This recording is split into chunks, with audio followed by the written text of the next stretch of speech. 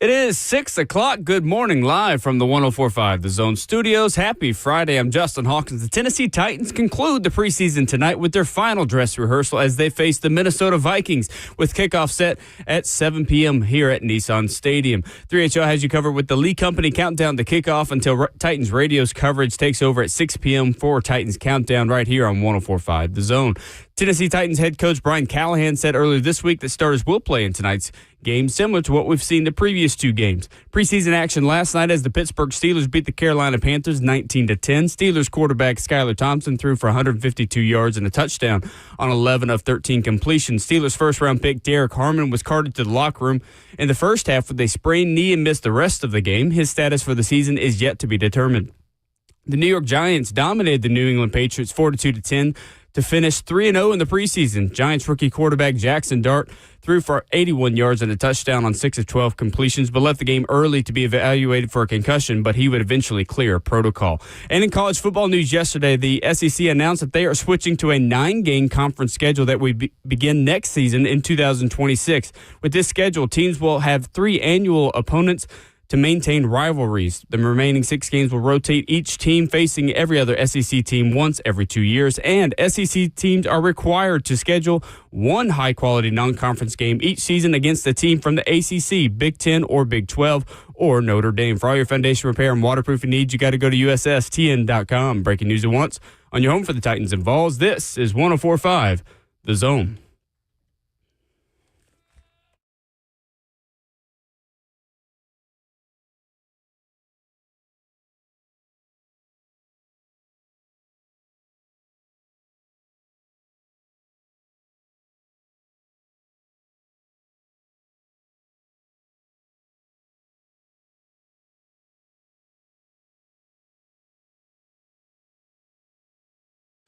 Good morning and happy Friday.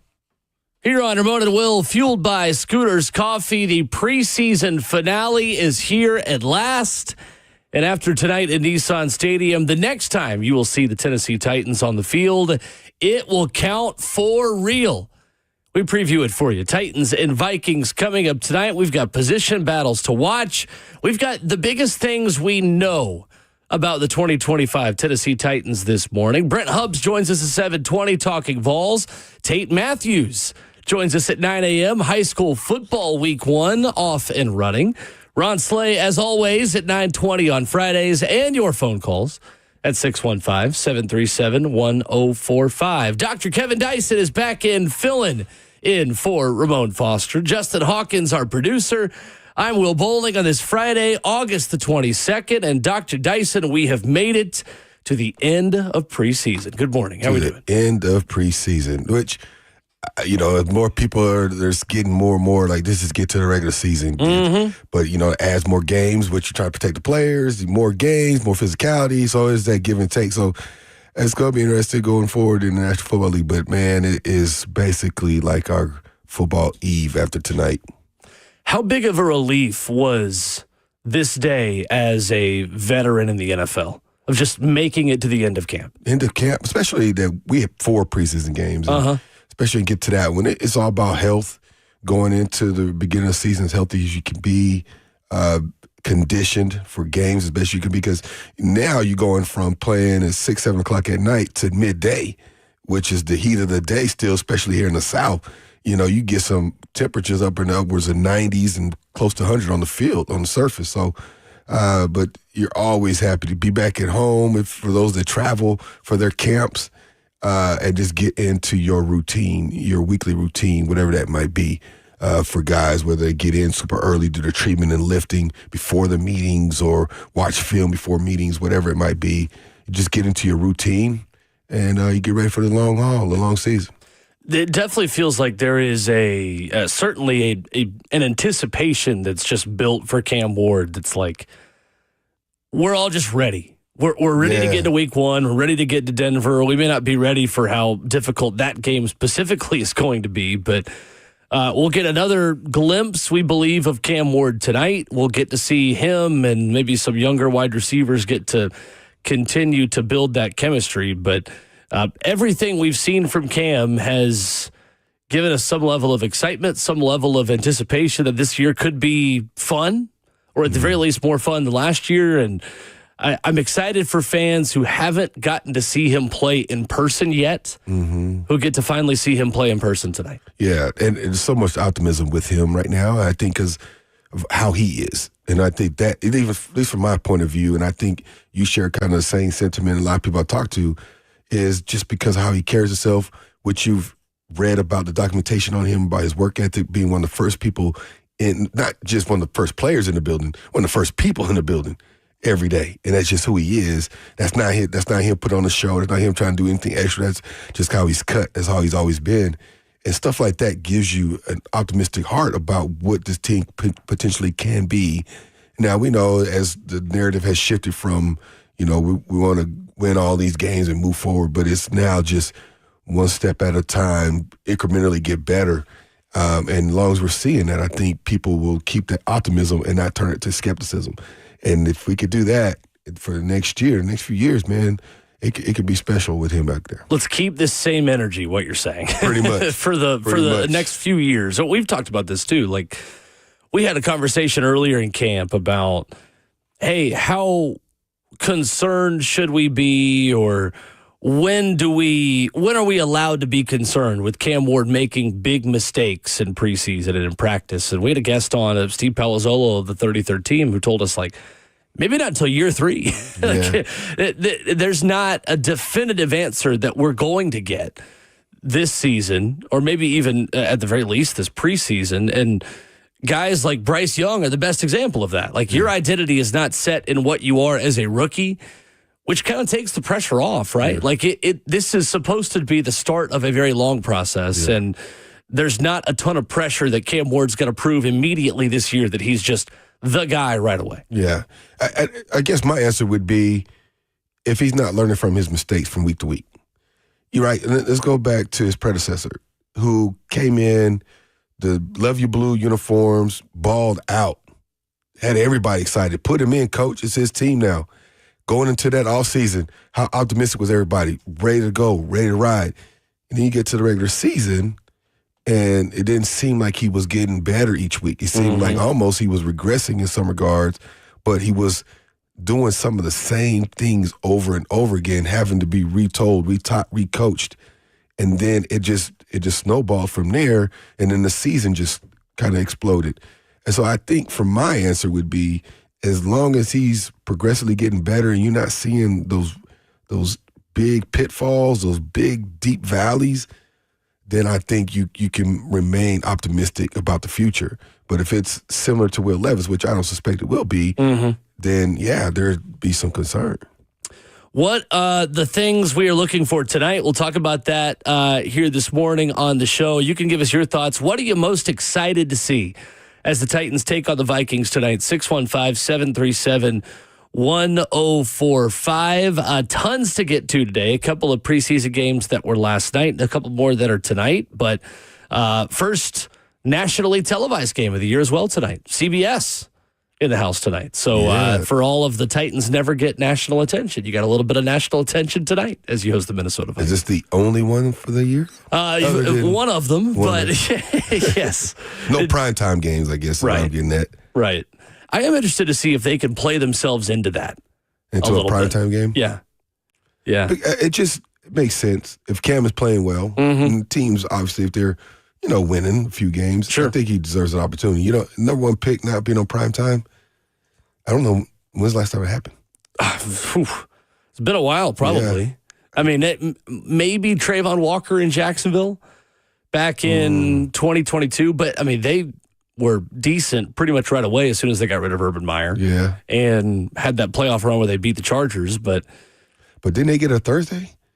It's true. Heck, it was the game against the Titans. Yeah, the Saturday night at the end of the season. Like that, stuff like that, where you feel like you may be able to add something like that by the end of the season. I'm curious, going back to something you said about Cam Ward and getting to the facility so early at 5 a.m. and watching film. You would obviously know, like, how rare is that? How many players did you know in your career who were getting to the facility that early to watch film and just be the first guy in? A lot of guys do get early with that 5. Yeah. Or closer to like 6:30. Okay. For the most part. Blaine Bishop is one that comes to mind. You come in there, he's already been in the cold tub. And you're like, dang, and I don't know I'm early, you know. Nice. And he's a student. He like watching film. So people like that, like you watch them, like veterans like that, how they prepared, how they got to jump on the information, and they craved it. They craved the information, and then you learn as a young guy how much of a premium information is, how much you are able to prepare for your opponent with the information, and then you end up starting craving that kind of stuff. And I can, especially for our defensive guy, the more information you can have about an offense or about a specific player, you can use to make your job easier, the better. And I think people, I'm talking about Blaine, that I know used to get to facilities super early, but that was something I saw and watched as a young guy, and then it became my routine. Get there about 6 o'clock, get treatment, get in the weight room, get a good breakfast, watch film, do those types of things. That was kind of my routine throughout the week as well. But Sure. 5 o'clock, I was rolling out of bed. I wasn't up.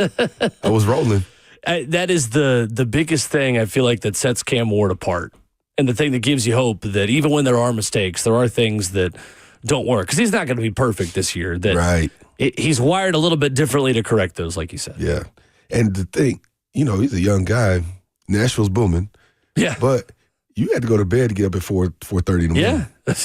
Yeah. we know how that goes doing this show, right? Yeah. Come on, man. So so that means that man's not out in the streets doing stuff that could be detrimental to him, his image, his brand, and more specifically the team. He's doing his due diligence, doing the work, going to work in the morning.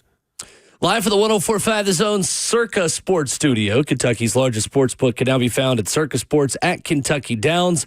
On the phone line, 615-737-1045 and streaming live at 104.5 The Zone TV, Facebook Live, YouTube, Twitter, or Twitch. Coming up with myself and Dr. Kevin Dyson, what are the biggest position battles you are watching closely tonight as the Titans finish up preseason against the Minnesota Vikings? We'll dive into that next.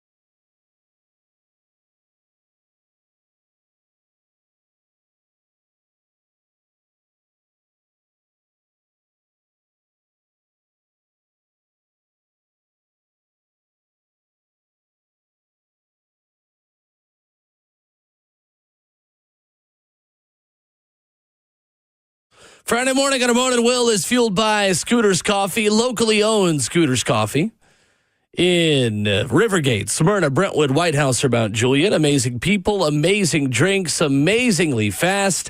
A Titans preseason finale tonight. League Company countdown to kickoff is also 3HL today at 3 o'clock, getting you ready for Titans and Vikings. Titans countdown at 6 with kick at 7. Dr. Dyson, yesterday we talked with Easton Freeze about the amount of position battles that still need to be resolved tonight and how this last game is kind of the final exam, so to speak, for a lot of guys. How much more difficult is it, though, to project how many battles there are and how many spots there are available, simply because this team has the number one spot in the waiver order and, may keep only 42 or 43 of these guys that are still battling right now. And some of the other battles affect how many you keep in another position, right? So you might keep an extra edge rusher for the simple fact that you're not confident in somebody's health or somebody's ability that might push another guy. So that reduces the amount of linebackers you keep. Or that might reduce the number of safeties you keep because you got an extra defensive end. So it's a numbers game. That's one reason I asked Coach Mack yesterday, like how deep in detail do you guys go in that last 5 to 10% of their roster right now when you're trying to solidify a quality competitive roster? You know, your first 22 for the most point at this juncture, right? You know, you're 11-11, probably for the most part, other than some of these moves, you know some of your starters and special teams and how they're affected. But it's the reserve battles and what's going on right now. So what's happening at that backup linebacker spot helps with what can happen at that backup corner spot. Do I need a wedge? They don't do wedge busters anymore, but a guy can run down and kick off, make plays. I need a guy that can cover in the slot, what have you.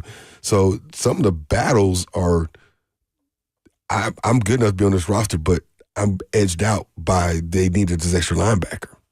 It's interesting how much Bones Fossil, as the new special teams coach, will have a say in who stays and who doesn't. For him being such a veteran, one of the best special teams coaches in this league, how much authority do you think he will have to fight for his guys a little bit and say, no, this is who I need to get our special teams unit to be fixed from what it was last season? I think he'll have an influence for sure. I think if it gets to a conversation where you're close amongst 2 or 3 guys, they'll flip it right to him and say, what you think? And he'll give his assessment. And he'll say, hey, this guy's on kickoff, he's on punt return, and he does this. I could use him. If it's close, I can use him, that sort of thing. So they take assessment from all positions, all positions, all people, all coaches. They have these conversations and then they run their list back. And then it becomes, some of it might be fiscal. You're paying a rookie a whole lot less. You're paying an 8-year veteran. And if it's close, I go with the rookie. Sure. So that sort of thing. So this is always like that crummy time of year, man. Even as a veteran player, and when you knew you were solidified, you looking around like whose locker's going to be empty. And how they did it in the past was that was happening progressively. Every week it was reduced, and you're like, dang, they let that guy go. Dang, he was having a good camp, and it's a numbers game.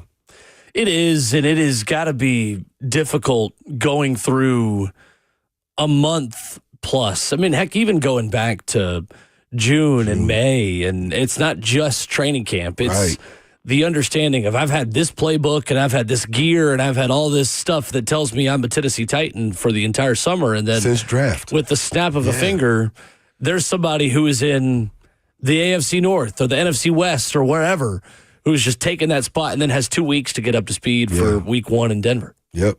And, I used to tell young guys, man, you're competing for 32 different teams. There's 31 other teams besides here, so make sure when you get on film, you do what you can do. And even when you're here working, because the coaches know each other, the GMs know each other, the executives know each other, and they have conversations like, hey, we don't have room for this guy. I'm telling you, he can play. He might be able to help you out. That sort of thing happens all the time as well. But it is a trying time, man. Guys, this is what you wanted to do. This is your dream. And you get here and you had a taste of it for 3-4 months. Sure. only to have it cut short, But as we've seen, some guys have been cut. They come back. They get picked up during the season. They've had a good training camp. Hey, stay in shape. We'll bring you in when we need you. You never know. Right now, we got to cut you because we got to sign this position, but we're going to bring you back in a month. I mean, there's all kind of little details and deals being worked out. So what are the most important or what are the biggest position battles that you're watching closely tonight? You could give your thoughts on that on the phone lines at 615-737-1045. 3 positions that Easton Freeze of A to Z Sports told us yesterday. I'm curious for you, Dr. Dyson, what is your biggest thing to watch? What is the number one position battle that you find most interesting tonight in Titans-Vikings? Let's see. I want to see what the quarterbacks do. Sure. I think Brandon Allen might get a slight nod. I'm being facetious here, but he's the backup holder. So, right. They might give him the slight nod. And then I'm curious what they're going to do with the back half of the receiver core. That's probably because that's a bias of mine, right? I'm a former receiver, and I want to see what they do with the depth. I remember my rookie year, because it was close, they kept 7 receivers. Mm-hmm. And I remember being told, I didn't know any different, right? I've been told that's not normal. You don't normally keep 7 receivers. Sure. Because that takes away. But it just so happened people like Joey King, Isaac Bird were special teams guys and could play on special teams, so they did a little bit on special teams. Of course, the offensive line, as we talked about yesterday, mm-hmm. How do they compete? Does anybody stand out that's able to just solidify their role as a backup here? And that's on the offense side of the ball. Defensively, of course, we talked about the corners, and you highlighted that, but still, like that edge, after Arden Key, what does that look like? What depth do you keep there? Are they going to waiver wire? Does somebody stand out and make a play? Multiple plays tonight? Excuse me. And then, of course, corner, the depth there. That's going to be interesting to see tonight. I think you picked some great ones there. I think starting at offensive line, it's really interesting the way they are able to deploy a couple of guys. So I think there are 7 locks of guys who are going to make this team on the offensive line. I think there's another one who's not a full lock, but close. Okay. So your 5 starters, Dan Moore, Peter Skoronski, Lloyd Cushenberry, Kevin Zeitler, and J.C. Latham. Yep. To me, I think Jackson Slater is a lock as a draft pick and someone who has a lot of potential, who has shown some of that in preseason. And I think Corey Levin, because of Cushenberry's health entering the season, has got to be a lock. And his experience, 100%. Yeah, I'd agree with that. So that's 7 guys there. That's Slater, who's a guard, Levin, who is a center and a guard. Levin is kind of everything. I think Blake Hance is going to make this team. 10 starts over 4 years. He played 9 games, made 1 start for Jacksonville last season. He's been coached by Bill Callahan before. Mm-hmm. He has started at every offensive line position except center in his career. There's major versatility there. That you in want a against pinch, knife. You want against knife. Exactly. At swing tackle, if Blake Hance is on the team, that's 8 offensive linemen. That likely only leaves you 1 more lineman to make the team, but that guy's going to have to be a tackle because Hance is primarily a guard who also can fill in at tackle. Hance would be, again, a tip of the cap to say, like, we like Jackson Slater. We're hopeful for him in the future, but if somebody had to go out, we'd rather put in the veteran now. Yeah. And Hance being that guy. So that leaves at swing tackle on the roster currently, John Ojukwu, Jalen Duncan, Oli Udoh, and Brandon Crenshaw-Dixon. Yeah. The only thing with Slater is, and would he be a candidate for the practice squad? And then, like to your point, keep one of the veterans as he's developing. I think it would be hard to push him down to the practice squad. I just assume as a rule that if you've shown even a little bit of potential and you're a draft pick, you're making the team. roster. Yeah. Now, granted, they have a larger draft class this year, so that's not always a foregone conclusion, but considering where he was drafted and I think how good he has already been, how much the coaches already like him, I think he's in. Heck, I think they wouldn't be overly concerned with putting him into a game once we get into midway through the latter part of the season. Maybe not weeks 1 through 4 or 5, but I think they really like him a lot. Okay. I think then you get into Do we go for development and younger, toolsy tackles or game-ready replacement-level players? I think Oli Udoh, having had 57 games of experience in 6 years in the NFL, 28 years old, is the best option right now for the Titans at swing tackle. If, God forbid, J.C. Latham or Dan Moore had to go out for a series in Denver, I think Oli Udoh is the guy you would feel most confident playing at a high level to put in the football game right away. However, I think Jalen Duncan has the highest ceiling of any of these guys. That's what I was going to say. I think I was just looking at his profile. I'm like, he's kind of that enigma for me in all this, because I feel like with his size, his stature, he's a draft pick, and he's kind of that guy like on the verge. He's, you know what I mean? And I'm looking at him and Slater and as almost like a competition for a spot in some sense in their development and where they're at. But I could see him as being a guy that they continue to work with, that Callahan knows, both Callahans, if you will, know, and that, or maybe have some confidence in that we're not privy to. So I keep looking at his name, like, for some reason, I feel like his name stands out to me as somebody you can see here. It's a really interesting decision the Titans have to make, not only in this context, but at a lot of different positions. And first and foremost, Jalen Duncan and his size. I mean, 6'5", 306 in the NFL Combine coming out of Maryland. He is a freak athlete for that position. Yes. 31.5-inch vertical at 305 pounds, or 306 pounds. 9.5 broad jump, which tests off the charts for a player of his size, and a 5.1 40-yard dash. Solid. His relative athletic score and the analytics of just his overall athleticism are elite.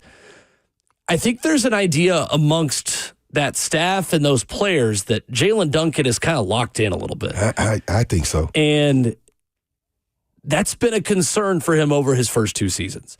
Getting him to mentally be at the same level that he is physically. And I think that he's stepped up to the plate a little bit this year and taken advantage of an opportunity, because and maybe it is the desperation of, hey, I'm not guaranteed to make this roster this time around.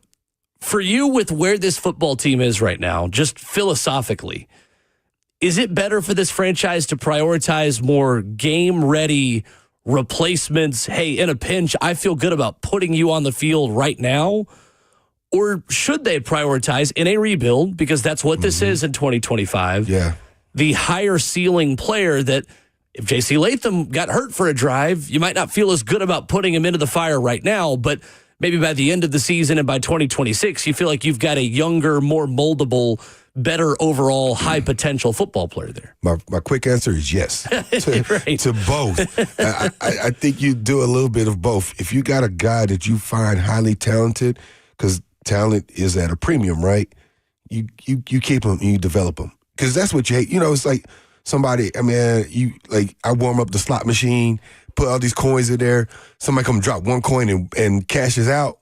That's not what you want. You don't want to develop a guy and he go out there and he becomes a Pro Bowl, all the different things.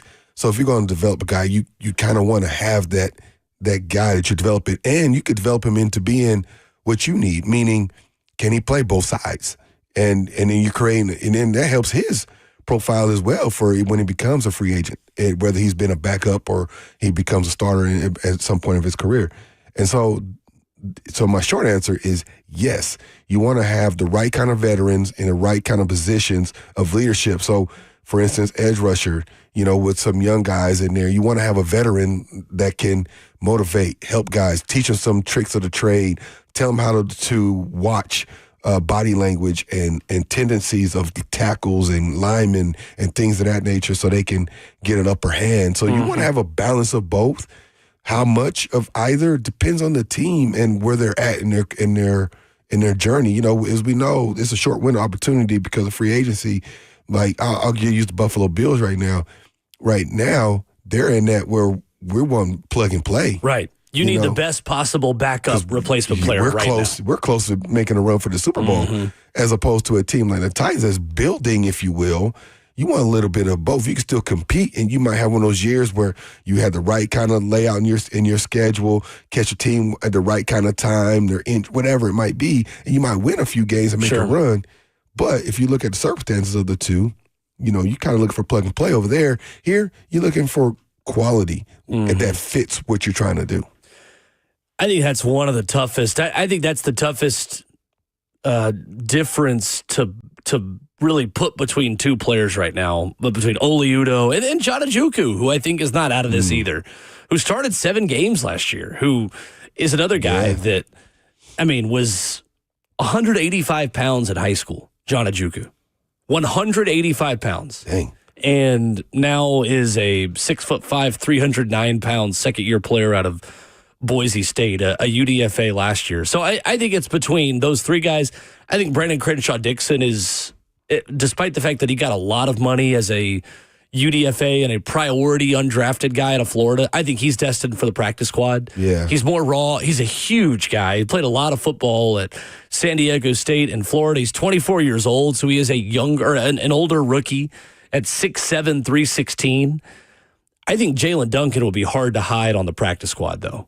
I think you wouldn't be able to push him through. I think somebody would pick him up if you tried to stash him, as much potential as he's shown through this game.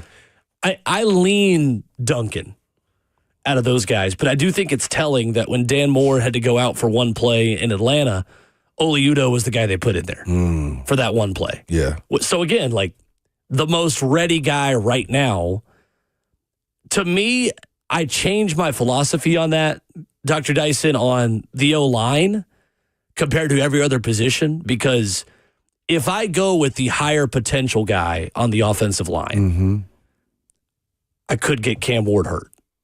And that is the number one objective of this season is I want Cam Ward to play 17 games, and I want him to elevate and have an upward trajectory from September through January. Yeah. And I need the best possible replacement players on the offensive line, because I know who my tackles are for the foreseeable future. I know that J.C. Latham's on one side and Dan Moore's on the other. You hope for a decade to come.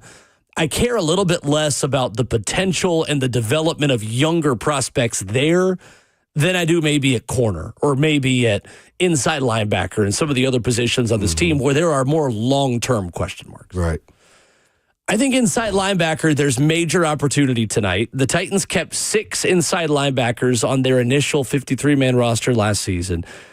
I only see 3 locks to make the team right now. Cody Barton, Cedric Gray, and James Williams. Beyond those 3, I think there is major, major opportunity for Brian Asamoah, who they just brought in a little over a week ago, the former third-round pick out of Minnesota. Blake Lynch, who has been a special teams guy, played 1 game for the Chargers, 1 game for the Chiefs last year. Curtis Jacobs, who played 9 games last year as a rookie in New England. And then Amari Burney, who played had 13 tackles in 17 games last year with Vegas. He's only 25 years old. As much as they've churned the roster at inside linebacker, just looking for somebody to stick, that implies that they haven't been totally satisfied with the depth at that position. And I think that's a place where you could see multiple linebackers added who are on other rosters right now. This middle linebacker is one of the positions I think is most highly affected by what they do on the edge. Sure. And how many they keep off the edge. That's fair. And I think the reason why I say that is one of the weaknesses of last year was getting after the quarterback without sending pressure. If it wasn't internal by Sweat or Big Jeff, the consistency on the outside of Arden was pretty low. So, and I guess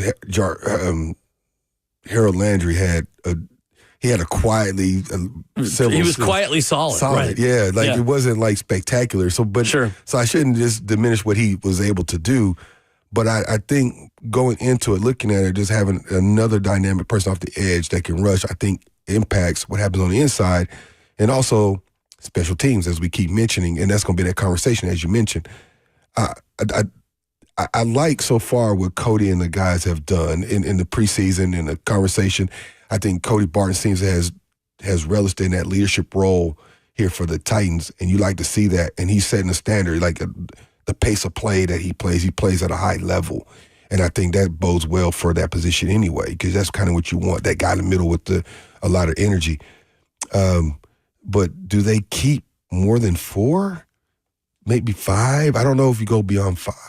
I agree, and I think, too, if Jalen Harrell is one of those edge rushers who stays, that's a core special teamer that kind of plays special teams like an inside linebacker. Yeah. Who's going to do a lot for you in the punt team and the kick team and going to be a starter within that phase of the game. Yeah. See, and you look at what they've done with the inside with Williams and Barton. These are versatile inside linebackers. Mm-hmm. Totally. Guys that can help in coverage and do some different things. Cedric Gray, kind of the same mold. And I think, so that's what they're getting at. They want guys that are multidimensional, that can do a lot of different things. And even talking about the offensive line, as you were talking about, can he play both sides, tackle, or can he play guard and tackle? I think that's where we're starting to see the Titans build. They want guys that are multifaceted. Tennessee Titans and Minnesota Vikings tonight. What do you want to see in the Titans preseason finale tonight in Nashville? Your thoughts at 615-737-1045. We'll play you what Easton Freeze had to tell us yesterday about the most interesting position battles to him, and we'll look at one of them as well when we come back.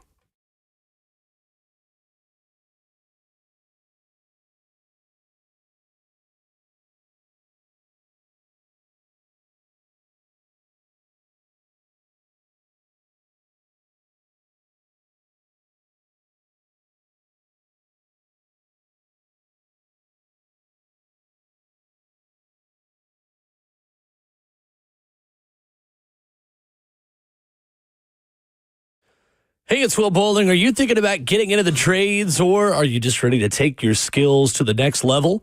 Well, Lee Company is where real career growth begins. Lee Company is hiring skilled tradespeople in HVAC, plumbing, electrical, sheet metal, and more. With 80-plus years in the business, Lee Company takes care of its people with competitive pay, great benefits, free training, and advancement opportunities. You can apply today at leecompany.com/careers. And I'll tell you what, I love working with Lee Company because they are so involved here in our community. Whether that's Little League, high school sports, local events, sponsorships, you name it, you see the Lee Company fleet everywhere around Middle Tennessee. It's because they got over 1,000 vehicles in their fleet. It's the kind of business that you want to be a part of. With over 80 years of experience, trusted since 1944, joining the Lee Company team, the right next move if you're looking for that next job. You can apply today at leecompany.com/careers. That's leecompany.com/careers. Lee Company, all you need.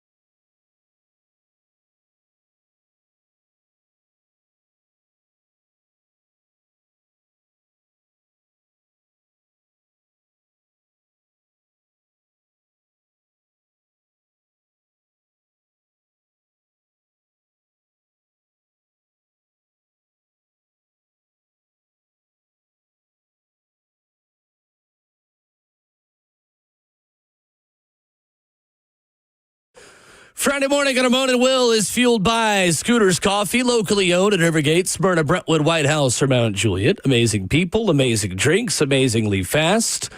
Streaming live on 104.5 The Zone TV, Facebook Live, YouTube, Twitter, or Twitch is where you can stream the show. Brent Hubbs of AllQuest and On 3 will join us here coming up in just about half an hour. So edge rusher Kevin Dyson, I think, is a major question mark for this Titans team. And for me, it is the biggest position of opportunity for both starters and backups. It is wide open.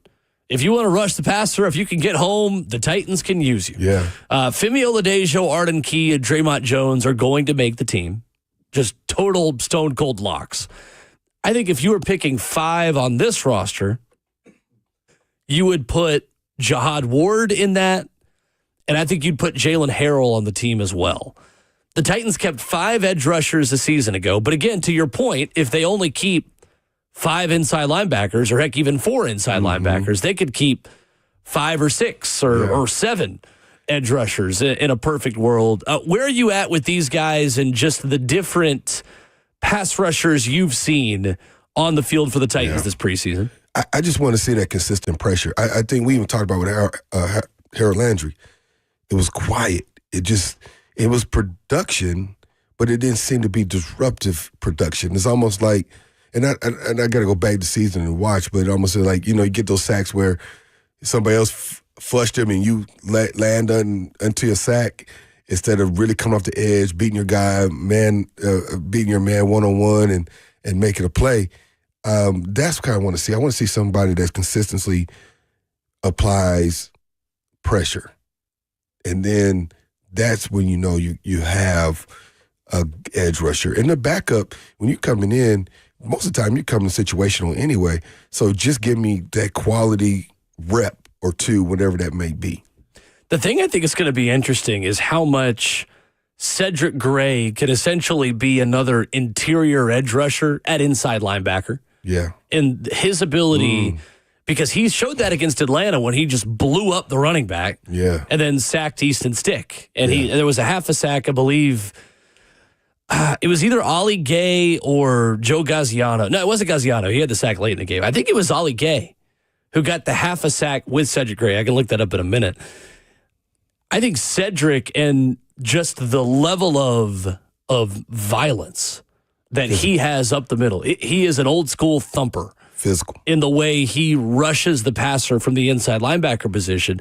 As much as Denard Wilson likes to send pressure from different places, it feels like edge rusher is the thing this Titans team is going to have to really address next offseason to get to the point where you feel like your prototypical outside linebackers, motorcycle lean, speed around the edge guys are up to your standards.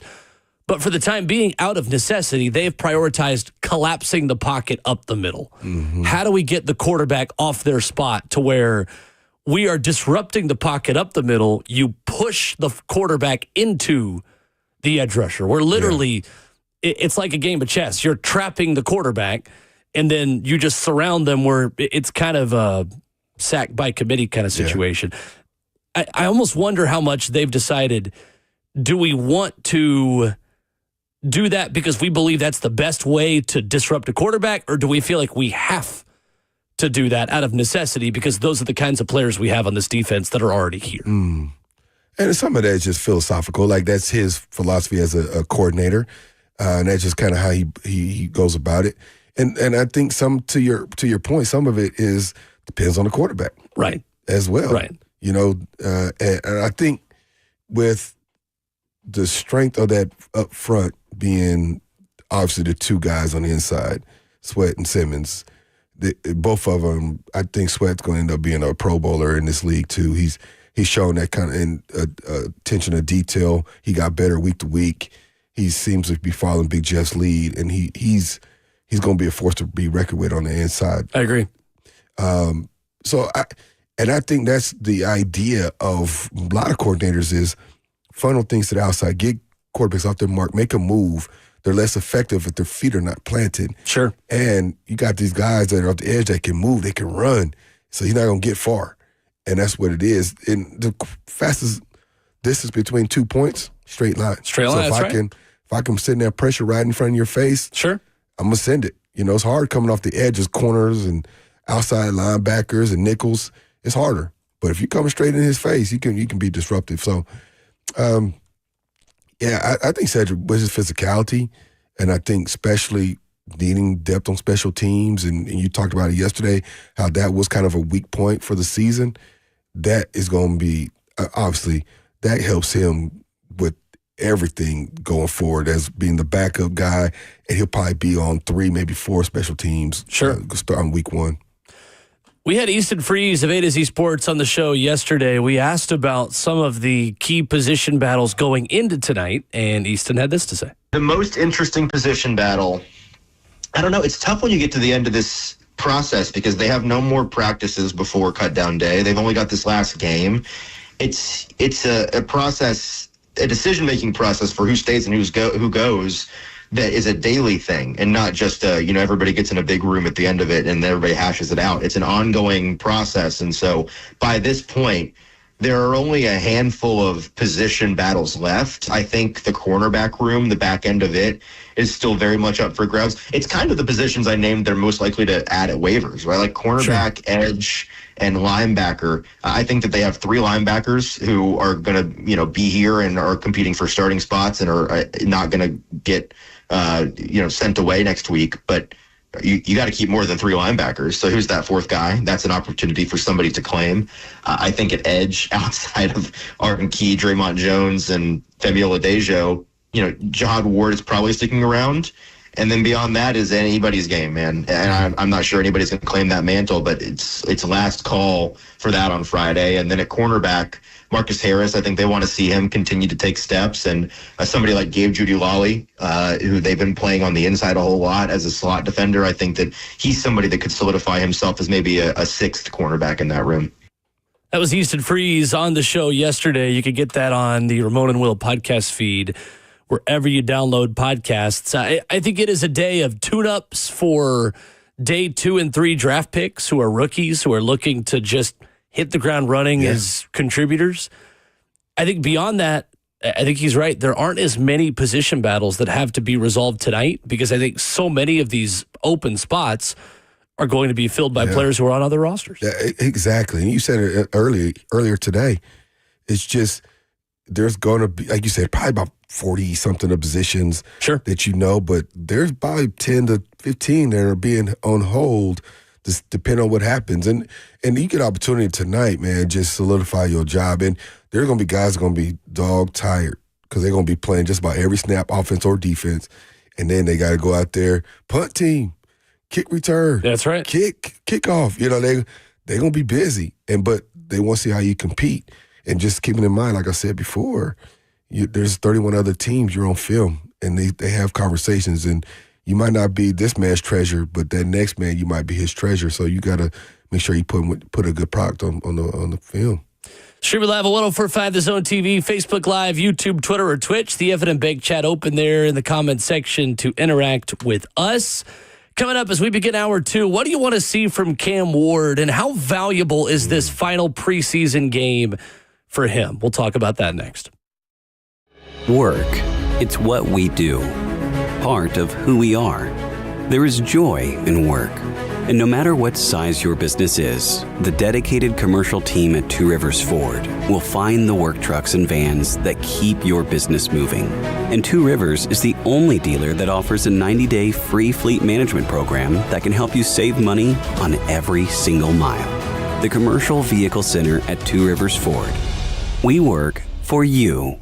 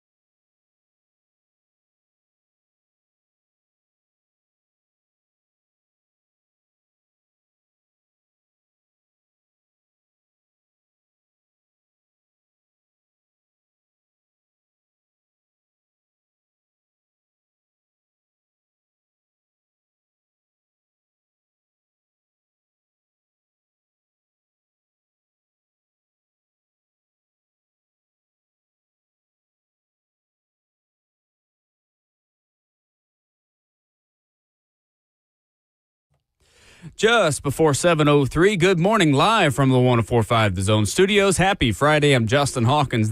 It's a Tennessee Titans game day as they conclude the preseason tonight with their final dress rehearsal as they face the Minnesota Vikings at Nissan Stadium with kickoff set for 7 p.m.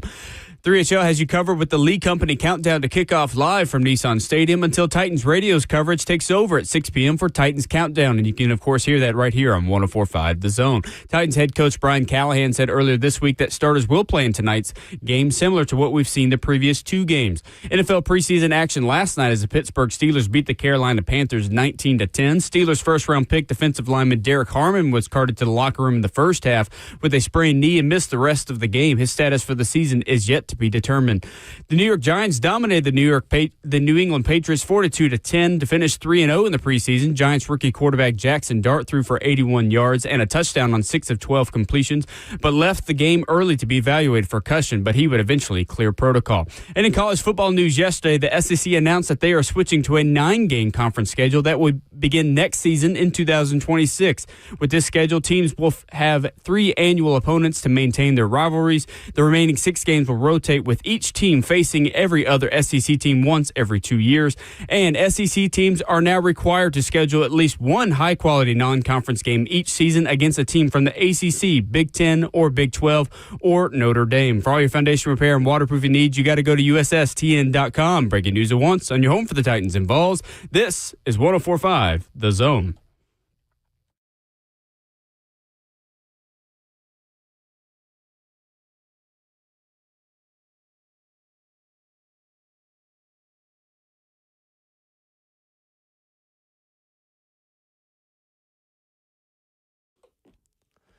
The Titans preseason game day starts right here on Ramon and Will. We are fueled by Scooters Coffee. As we often tell you, Friday calories don't count. A cinnamon roll to start your morning, or you could go a little bit healthier, a protein smoothie, pumpkin cheesecake cake bite. Yeah, absolutely. To start your morning, Justin is shaking his head back in the control room. Yes, absolutely. I'll take the cheesecake. I'll take the cinnamon roll. Give me the cinnamon roll. Absolutely terrific. And 100% on the cinnamon roll. Yes. They are in Rivergate, Smyrna, Brentwood, White House, or Mount Juliet. Scooters Coffee, amazing people, amazing drinks, amazingly fast. Kevin Dyson in for Ramon Foster. Justin Hawkins, our producer. I'm Will Bowling. How much of Cam Ward, Dr. Dyson, do you want to see tonight? You know, if you'd asked me that like 2-3 years ago, I'd have said, I want to see some reps.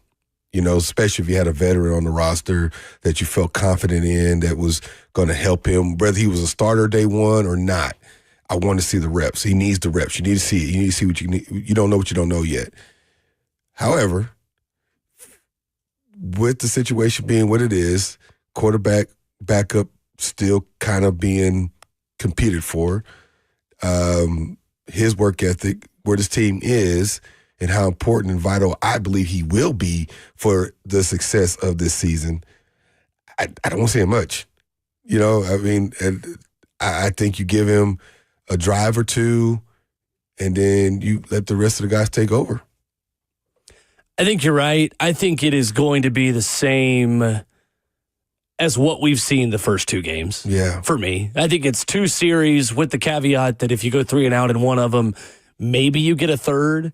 I know there are a lot of Titans fans tonight who are going to that stadium to see their only opportunity to see Cam play in preseason, who would love to see quite a bit of Cam Ward, but it is one of those situations where we've got to be patient. We've got to understand that one hit and one injury to Cam Ward, and all of a sudden the tone and the mood of this entire season changes with a snap of a finger. Yeah. It's just not worth the risk. No. I think for me, it's more of what we talked about last week, and Ramon and I had this conversation at length last Friday. I need to see Cam Ward and the younger receivers, who I think are going to become starters by the time this season is over, who haven't had as much opportunity to work with him yet. Mm-hmm. Chimere Dike and Elikiah Manor, I would throw Bryce Oliver in that as well, and Van Jefferson, who dropped the pass last week in Atlanta. And Cam ate that for him. Uh-huh. He absolutely did. I think that is where these reps are really valuable for Cam. just hasn't quite clicked yet with Elikiah Manor. Yeah. Not in the way I think we saw back in the offseason program in May and in June and rookie minicamp and mandatory minicamp and OTAs and all of those things. There's no reason for concern about that, but I do think that there needs to be more of a rapport between Cam and his two rookie draft pick receivers than what we've seen so far. And a couple balls that hit the ground last Friday night, there was the 3rd and 13 to Chim DK where he runs that hook over the middle between the two linebackers and he turns, the ball is there. And again, for a quarterback that throws with as much anticipation as Cam does, I imagine there's just extra time that's got to be put on film and put on the practice field with a quarterback and a receiver, because that's got to be tough, because when you turn around and the ball's just there, where is the ball specifically? Is it up helmet high? Is it down at your waist? Is it chest high? Is he leading you upfield? Is he leading you back away from certain coverages? Like, that's all just stuff that Cam hasn't been able to work out with DK and Iamanair as much, because for a lot of training camp, those two were working with Brandon Allen and Tim Boyle and now Trevor Siemian. Yeah, and so we understand that, right? Right. Other than individual routes at practice, maybe some one-on-ones, he really hadn't had a extensive work with them. And I think, again, all of them being young for the most part, there's a familiarity with the game in itself. So a veteran receiver, you talk about running a hook between two gentlemen, a veteran receiver might have broke it off a little sooner or something like that, or had that report to quarterback, or the quarterback holds it a half a sec late, knowing that he's got to let the linebacker separate a little bit more or what have you. And that's stuff that's going to come with the experience. I think for me, for today, I want to see Cam give those guys opportunities. What I mean by that, not just throwing like the slant 50-50 ball. What does Alec do? If he's in the game with him and it's you with the corner one-on-one, let me give you opportunity to make a play. And then see what happens. It's not necessarily just the timing stuff, and that does need to be worked on and will.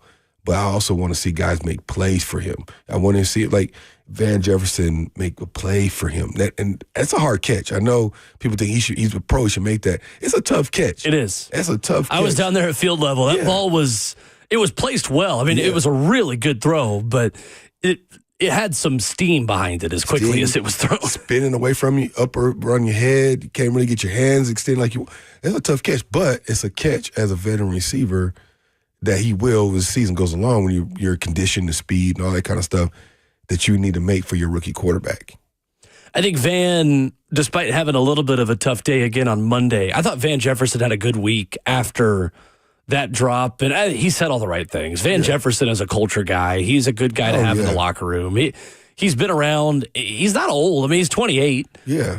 We graduated high school the same year in Middle Tennessee, me and him, so I'm familiar with how old he is because he's my age. But I think there is a level of just foundation that still needs to be laid between Cam and some of these younger guys. Yeah. I'm starting to sense Chimray DK coming on a little bit in a good way. Mm-hmm. I think Iamanair started ahead of DK in terms of just how ready they were for an NFL training camp, an NFL offseason.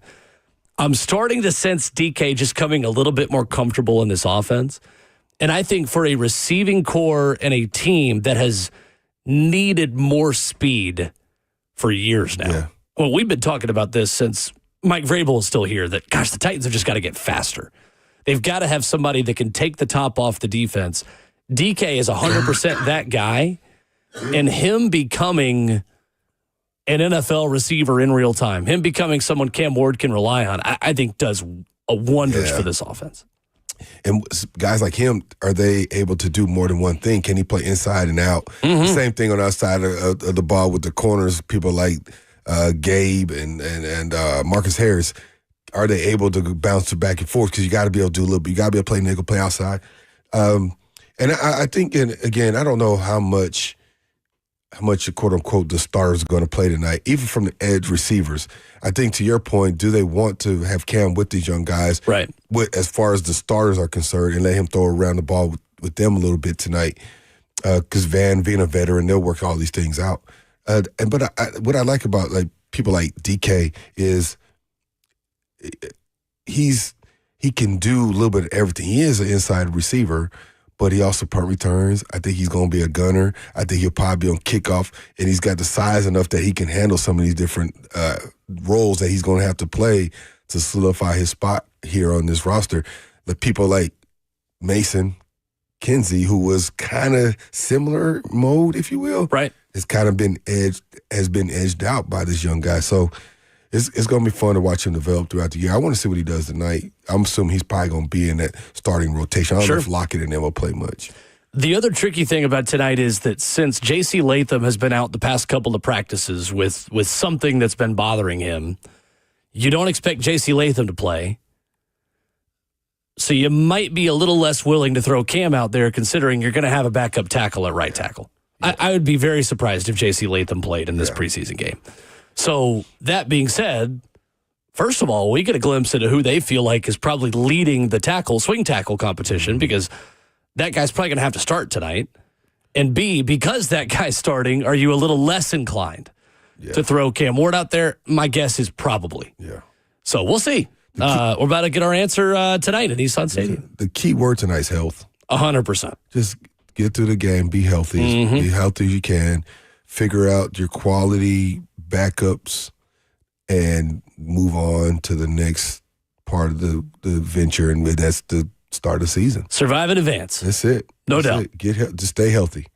VolQuest's Brent Hubbs joins us coming up next. 8 days until football time in Tennessee. We'll take a quick look at Tennessee-Syracuse, where those two teams match up. Position battle starting to wind down as well in Knoxville, where we haven't talked to Brent since he reported that Joey Aguilar is QB1.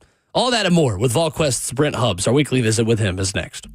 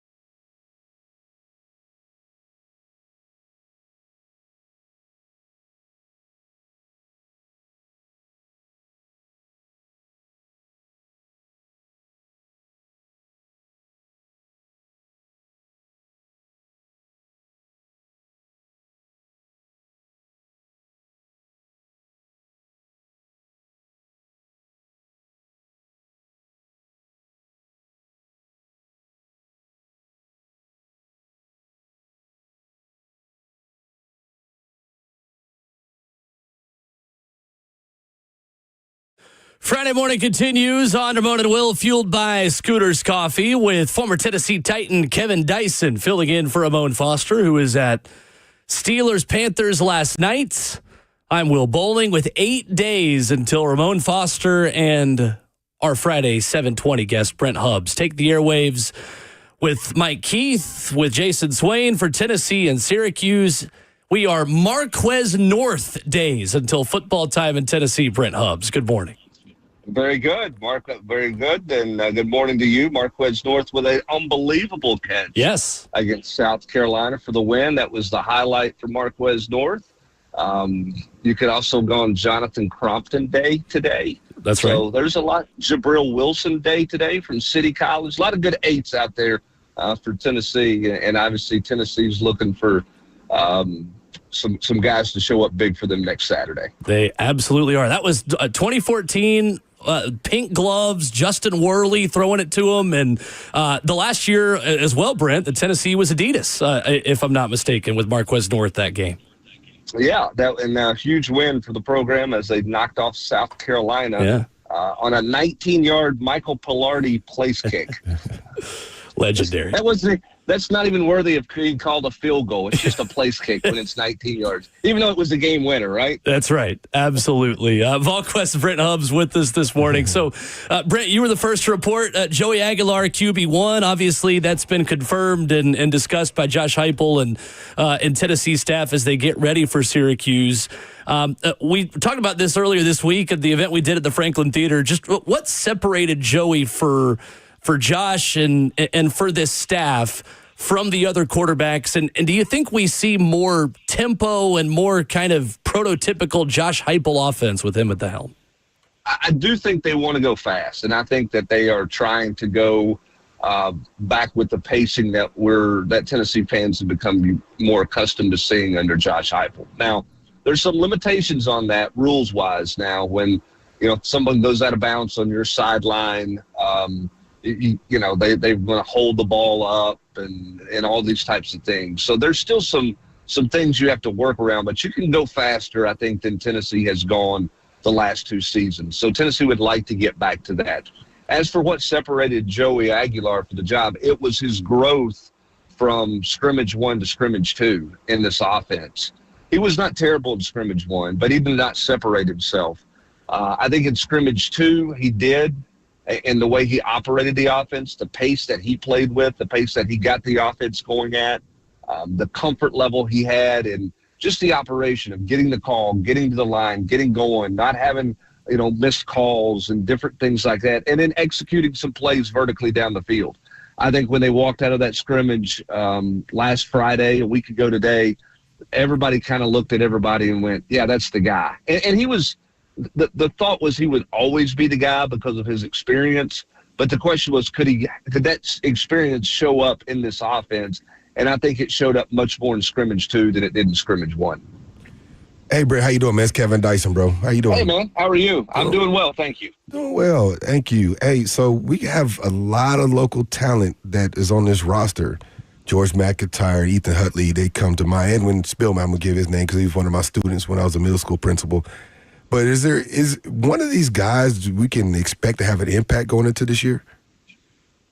Oh, absolutely. I think Edwin Spillman's going to play a ton, whether he starts or he doesn't start. Do you take credit for him being a great kid? Because he's one of the best kids you've ever dealt with. He is a terrific young man. It has been since he was a recruited player. This guy's the happiest guy in the world. He really is. Yeah. But he's intense on the football field. He's going to play a lot. And not on just on special teams. He's going to play a lot in this defense. He will be on the field early in Atlanta.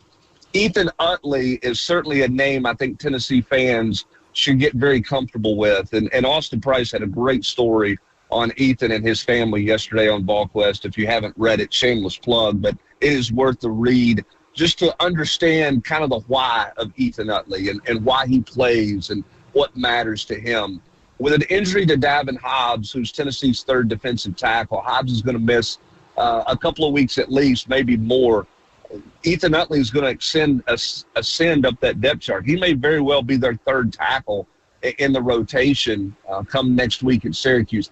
He has to grow up in a hurry because that's a tall ask for a freshman. I know he arrived at midterm, but for a freshman to be in the regular rotation at defensive tackle at this level of football from high school is a heck of a transition. But he had a great spring, and he really followed it up with a fantastic summer, gaining weight, getting stronger. He's done really well this camp with Rodney Garner coaching him as a defensive tackle.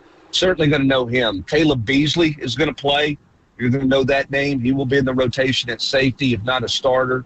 So the mid-state will certainly be well represented on Tennessee's roster and will be a factor next Saturday when Tennessee's in Atlanta taking on Syracuse. Before we get into more personnel stuff, what game do you kind of have circled for the Vols this year? That's kind of that game that could be an impact for the catalyst for the rest of the season. Like if they lose this game or win this game, it can really make an impact on how the season goes. Well, I mean, I think the first one's always important, and I think a lot of people have assumed that Tennessee is going to win big over Syracuse because Syracuse lost so much. But listen, you're going into that game with 4 new offensive linemen, a new quarterback, a new set of receivers. You're replacing the offensive player of the year in Dylan Sampson. You're down 2 NFL draft picks on the defensive line, and your All-American corner is not back from a torn ACL. So it's not like you're without question. Now, I think Syracuse probably has more questions, but Syracuse drew that great Friday night matchup seemingly a lot last year on TV for whatever reason in the ACC TV package. I watched them play 3 or 4 times last year. Now, Kyle McCord was really good for them at quarterback, and he's gone. But the one thing I can say about Fran Brown's team up there, they play really hard. And Tennessee better strap it up. But I think outside of that, I think you look at what's Mississippi State going to be when you get down there? How much better are they in year 2? Is that a possible hiccup game? Because you look, Josh Heupel has had those hiccup games, right? I mean, 22, he loses at South Carolina. Last year, loses at Arkansas. I don't think Mississippi State's ready in year 2 there, but how much better will they be?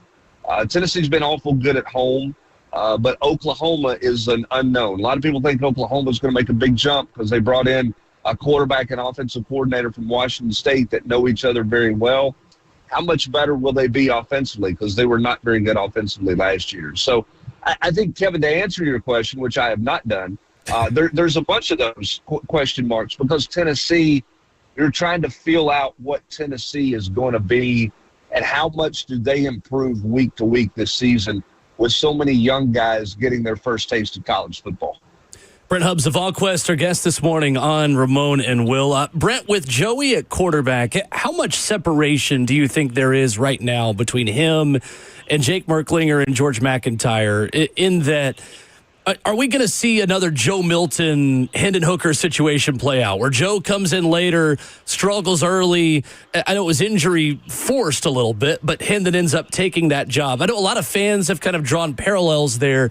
Do you see this as a similar situation, or do you see Joey with pretty sizable separation against those other two?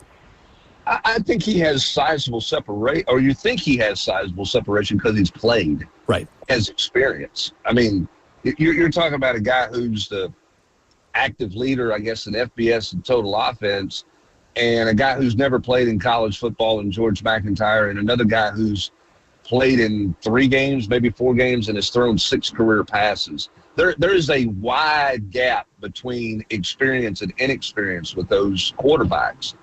So I think because of that, Joey's got a longer leash. I don't think Josh Heupel wants to play quarterback roulette. I don't think he wants to go and get into a multiple quarterback deal. But if Joey's not playing well or he's, turning the ball over and doesn't give you a chance to be successful, I mean, I think they have enough confidence in those other 2 quarterbacks to give them a shot if they're just struggling mightily to move the ball or somebody's turning it over or playing really poorly. But I think the experience factor creates a pretty good divide between those 3 quarterbacks if Joey can manage this offense the way they feel like he can coming out of this last scrimmage. Brent, I know it is the $1 million question on defense right now with Boo Carter in a weekly feature I feel like we're doing with you when we talk every Friday.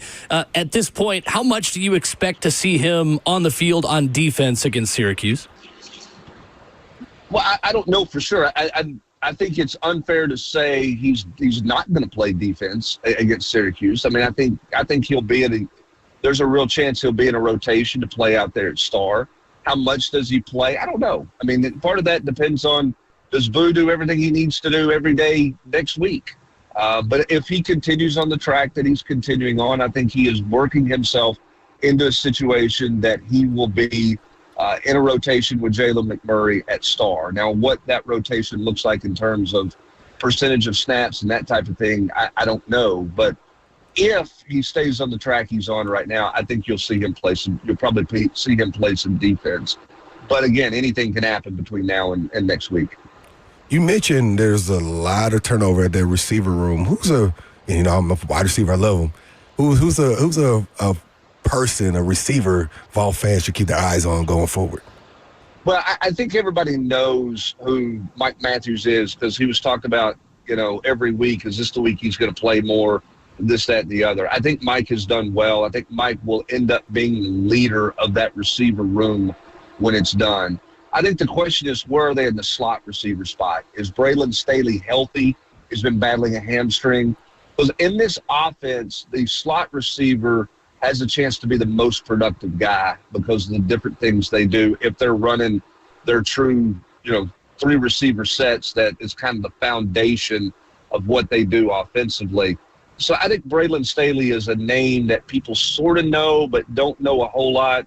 I think he can certainly emerge as a guy who's a high-volume catch guy. I think Matthews could be that vertical play guy that you're looking for. And I'm going to tell you, Kevin, I really like these 2 freshmen. The question is, are they ready? And that's Radarius Jackson, who's an in-state kid from Memphis, and Travis Smith, to play his first college football game. Both of those guys have gotten an enormous amount of reps this preseason because of the injuries that they've had with, Chris Brazzell, who's a returning player. Matthews been a little bit limited. So Radarius Jackson and Travis Smith have gotten a ton of work. How much has that accelerated their impact in this on this team in the passing game is something we'll be watching for next week for sure. VolQuest Brent Hubbs, our guest this morning on Ramon and Will, 8 days away from Tennessee and Syracuse. Brent, as you look ahead to Syracuse a little bit, I know the quarterback competition wrapping up there as well. A lot of new faces that you mentioned. They lose their top receiver as well to Penn State. Where can this Syracuse team, in your mind, as you just take a look at the scouting report for the first time 8 days away, hurt Tennessee next week? Well, I think when you look at it on paper, talent, Tennessee's a better team. And that's why Tennessee will be, I think, a double-digit favorite when this thing gets settled in next week. I think where they can hurt Tennessee is if they're opportunistic. First games are always scary. You're going to turn it over. You're going to have a bunch of penalties. You're going to shoot yourself in the foot. How are you going to handle adversity for the first time? I think Syracuse has the same questions Tennessee has. Can Syracuse limit Tennessee in the red zone? I think the red zone offense for this Tennessee team is the stat to watch for the entire season if Tennessee's going to get back to what fans want them to be from an offensive juggernaut standpoint. So I think that they can be opportunistic defensively, create some turnovers, some short fields for themselves. If they can turn this thing into a ball game and then you're into a dogfight, they'll be physical. Fran Brown will make sure that his Syracuse team is physical. Now, will they be physical enough?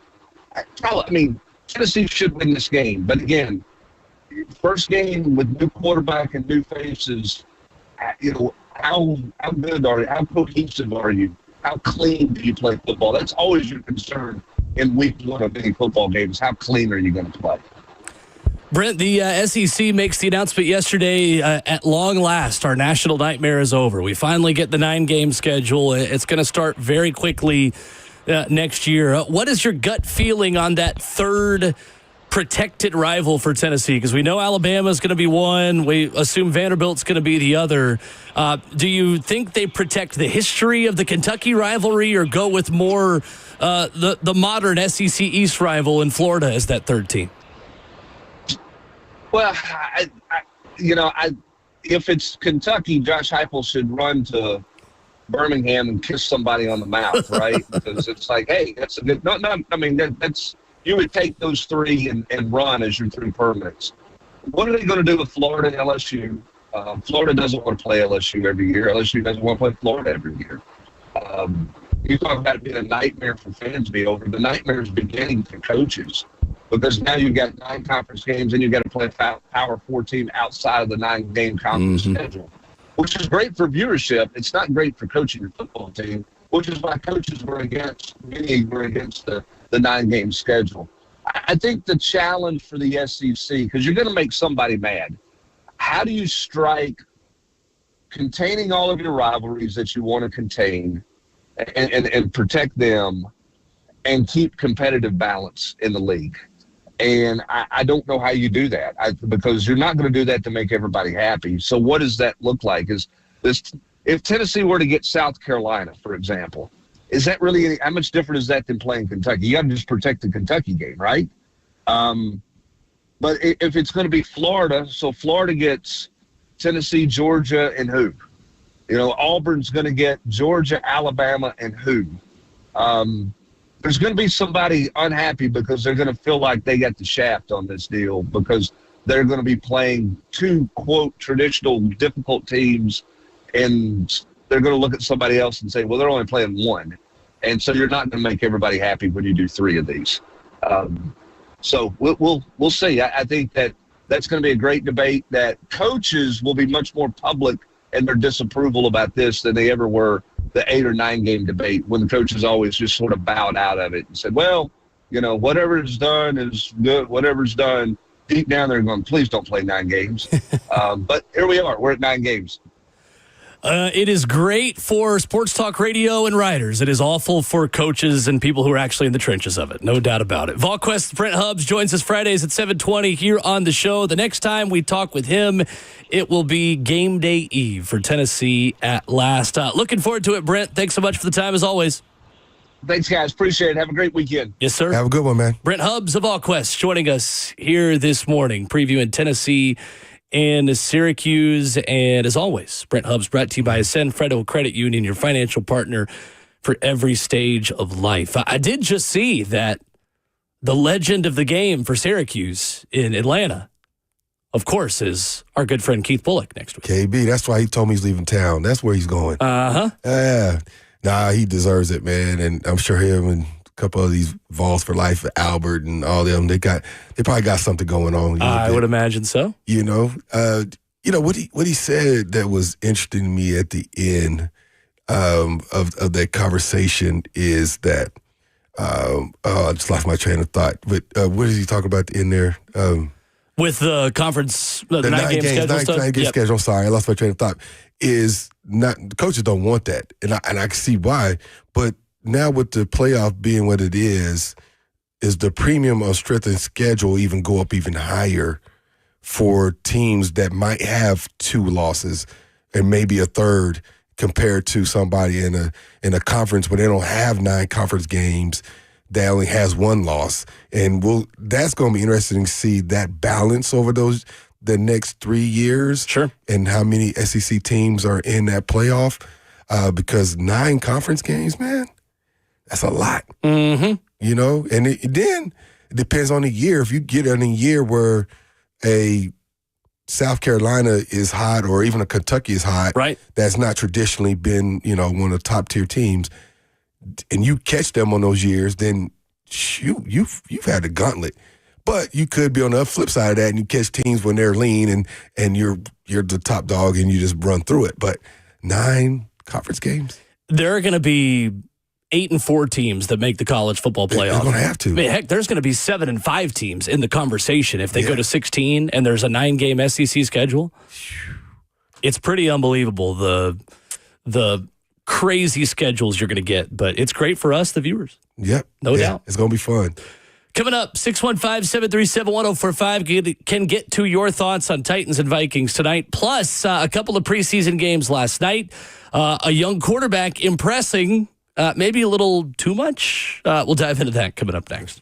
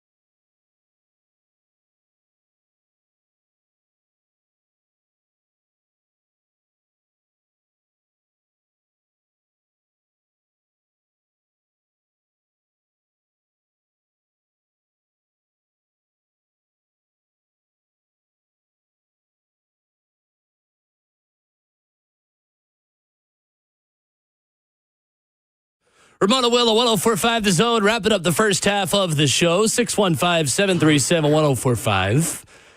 Going to dive deeper into the SEC's huge news yesterday, coming up here in about 15 minutes. Who would you want to play if you're Tennessee? We just asked that to Brent Hubbs a few minutes ago. We'll answer with our thoughts coming up here at the top of hour number 3. Your phone calls at 615-737-1045. Jackson Dart impressing last night as the Giants beat the Patriots 42-10. Dart 6 for 12, 81 yards, a touchdown and no picks. He left the game after taking a hit at the end of a 23-yard run. Brian Dable postgame saying, I wouldn't coach it out of him. There's just certain times that you've got to make the right decision. And I would say this particular game is a good time to slide. And a preseason game says every situation is different. There's a time and place you'd like to take as few hits as you can. He likes his competitiveness, his toughness.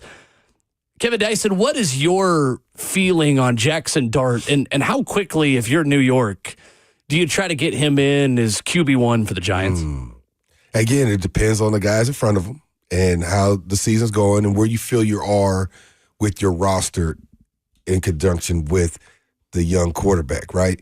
I think he's progressing probably faster than they even assumed he would be. And I'm with Coach. I mean, you don't want to coach it out of him. That's who he is. He just got to be more wiser with his body and his choices. I recognize preseason, but he's also competing for a starting position. And he wants to show the guys this is who he is. He's willing to put his body on the line to make a play. Preseason or not, he's still a rookie, and he's still trying to improve himself in his value, even though he's a first-round draft pick. So, I'm not necessarily mad with it, but I also understand the context behind you got to be smarter with your body. But I think if they start the season off slow, they'll put him right back in there and put him in as a starter and see what he can do with this. See what the young fella can do. That's a really interesting quarterback situation because you've got 4 of them. You have Russell Wilson, who appears to be QB1. Mm-hmm. You have reports that say, hey, don't be surprised if Jackson Dart takes over soon, based on how good he's looked. You have Jameis Winston, who's just hanging out up there. And you have Tommy DeVito, who was also really good last night. Daniel on YouTube writes in and says, in classic Vrabel style, the Pats played no starters. Take Dart's numbers with a big grain of salt. That is true. And that is totally fair. But fair. I think a lot of the momentum around Dart is just how good he's looked in practice, according to reports up there. It's a tricky one because Brian Dable is very much on the hot seat. Brian Dable is very much a quarterback head coach. You can give yourself a little bit more of a leash if you prove that you are starting to develop a quarterback of the future. But you also need to win as many games as you possibly can in the present. And Russell Wilson probably gives you the best chance to do that right now. So there's got to be a happy medium. For me, it's got to probably play out the way it did with Drake May in New England last year, where you start to see maybe Jackson Dart around week 6 or 7. The struggle with that is Gerard Mayo lost his job. Yeah. And even though you feel really good about where Drake May is as the quarterback of the Patriots, they didn't win enough football games to feel good about the head coach continuing there. I think Brian Dable is a great head coach. I think he's been given a really bad hand to play there. I'm really curious how that shakes out because I just think Jackson Dart, for the amount of wide open receivers he was throwing to in that Lane Kiffin offense, is going to need a lot of time to learn how to throw into NFL windows. And I'm just skeptical that he ends up sticking as a long-term QB1 in the NFL. Yeah, I think he will. It's hard to say. I mean, you talk about getting to week 6. If you're 3-3, you can go either way. Sure. That's still a good season in the sense that you can run off 3-4 straight wins, and now you're really talking about we're leading the division and playoff run. So it depends on what that 3-3 looks like. Is it like a 3-3 where we're skating by the skin of our teeth and barely winning games, and we're not getting a whole lot of production offensively, and we need a jolt on offense, and maybe this young guy does? I really do believe it just depends on where they're at. You can almost be 4-2 and not do anything offensively and say, God, we need to put some points on the board. we got 4 wins, but Definitely. defense had to bail us out. Special teams had to bail us out. We had to make a miraculous drive at the end of the game or what have you, and I think that's what it is. But Russell Wilson has been a winner in this league, so it's hard to discount his ability to win football games. Sure. He even won in Pittsburgh. So it's hard to say that I get it. Everybody, we're excited about the new young lion, but Russell Wilson has been successful in this league for a long time. The first 6 games they play to start the season, they go to Washington and to Dallas, weeks 1 and 2. Wow. Then they host Kansas City on Sunday Night Football. Ooh. They host the Chargers in week 4. That's a team with major playoff hopes this season. Yep. They go to New Orleans in week 5. They'll finally be favored in a game in week 5. And then they host Philadelphia on a short week on Thursday Night Football. 3 division games in the first 6. I mean, they're probably only favored in 1 game out of their first 6. It's crazy. I mean, their schedule is one of the toughest of the NFL because then you go to Denver, to Philadelphia.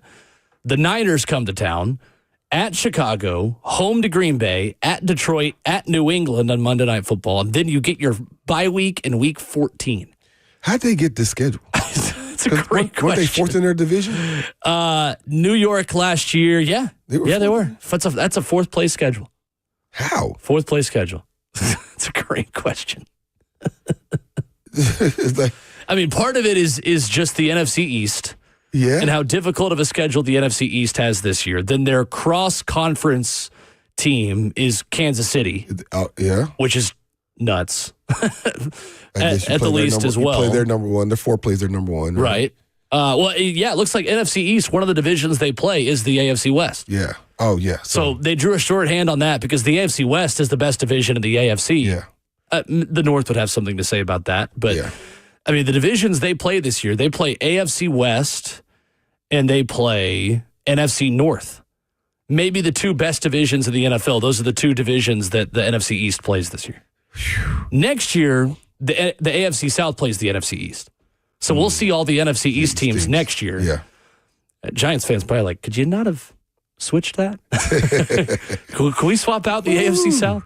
That's a tough 4th place schedule. Crazy. Right there. Coming up, we'll talk about the SEC's new scheduling rules, what you need to know about the big announcement made yesterday by Greg Sankey, plus Mike Vrabel with an all-time press conference moment. Again, last night.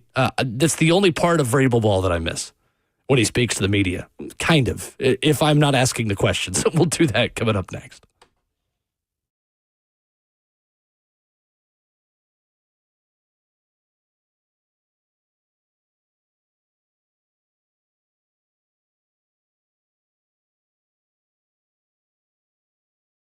Prince's Hot Chicken, the original hot chicken. They know a thing or two about hot, so they are bringing you the hottest moments of the week from Ramon and Will. This is a segment I like to call Prince's Hot Mic. Are you trading for Anthony Richardson if you're an NFL GM in another NFL city at this point? Because that's the option. Heck no. This isn't. Heck no. Heck no. Heck no. Absolutely not. I'm not trading anything for Anthony Richardson unless it's a bag of footballs and some powdered Gatorade. Powder? Can't even get the cans? Nope. What, you don't want the cans? Nope. I would not trade Gatorade cans for Anthony What if Richardson. they gave you the ice blue one? No, wouldn't do it. The white cherry. Powdered only. White cherry? Powdered only. This is what happens when you don't develop quarterbacks at Florida. Hot mics and hot chicken. Prince's knows hot. Prince's Hot Chicken, the original hot chicken.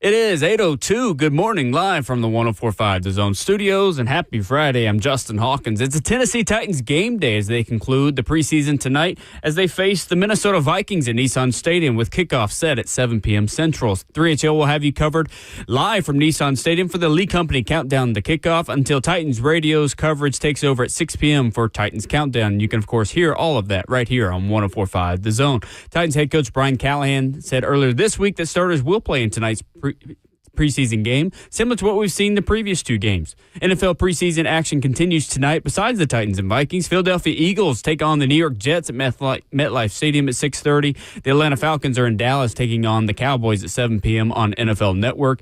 And the Chicago Bears are in Kansas City taking on the Chiefs at 7:20 at Arrowhead. And in college football news yesterday, the SEC announced that they are switching to a 9-game conference schedule that will begin next season in 2026. This schedule means that the teams will have 3 annual opponents to maintain their traditional rivalries.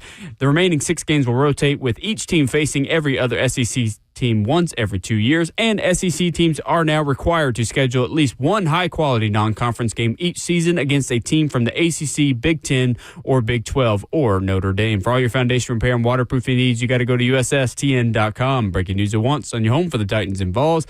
This is 104.5 The Zone.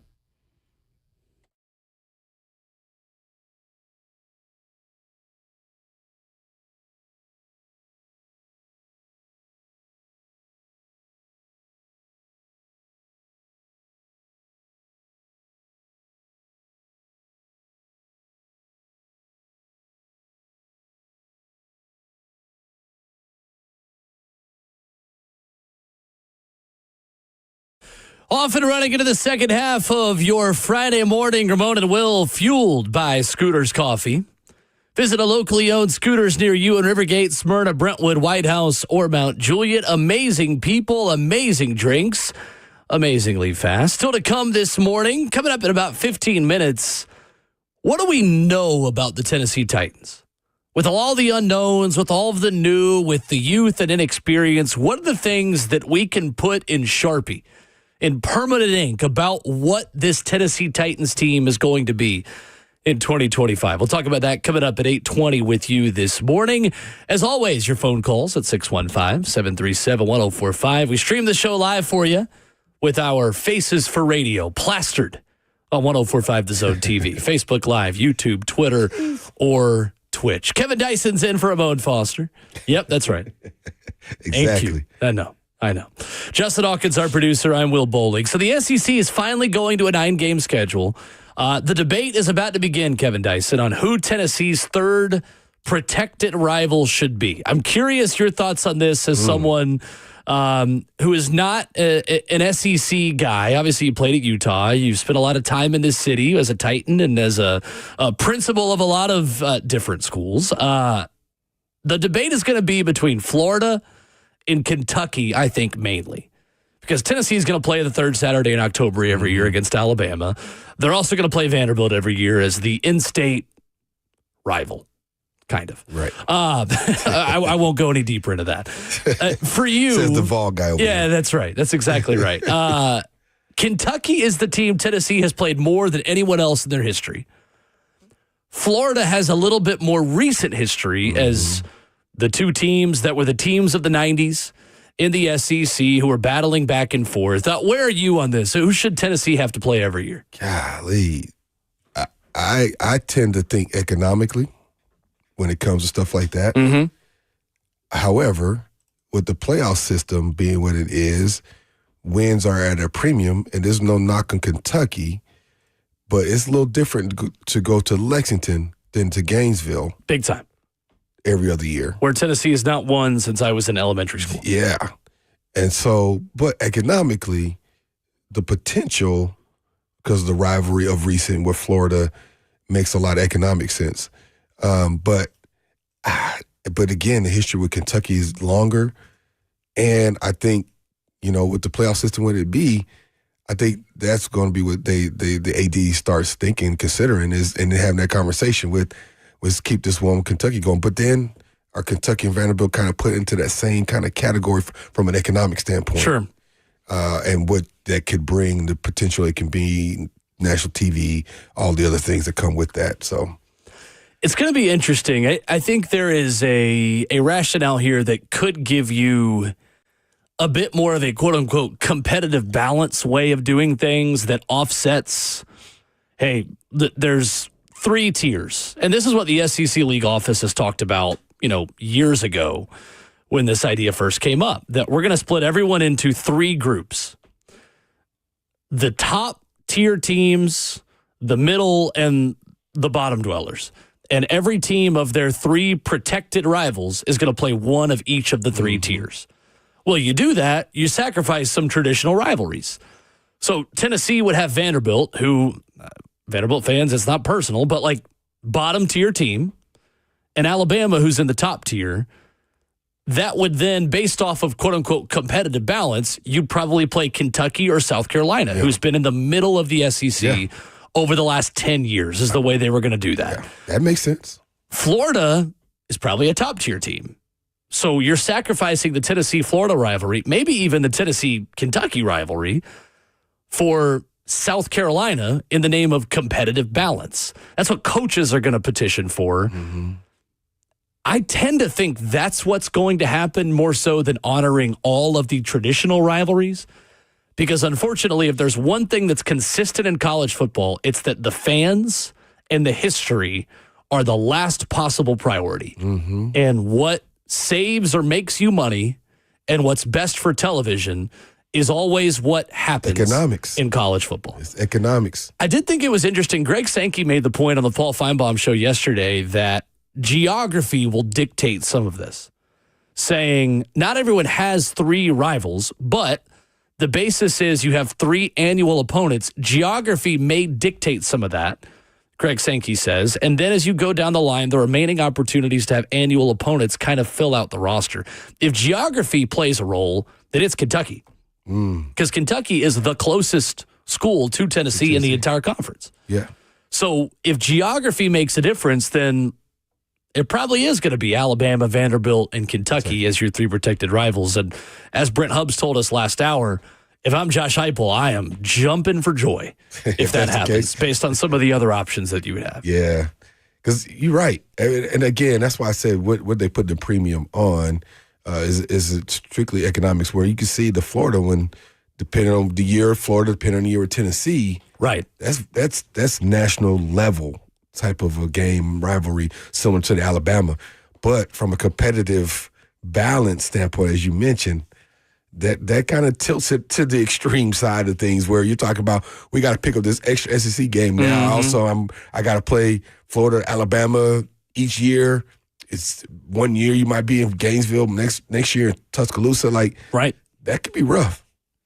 It absolutely could be. Finally, it feels like Tennessee is going to have the scheduling gods be in their favor. Finally. I mean, honestly, because this team has had to play Georgia, Florida, and Alabama every year. Every year.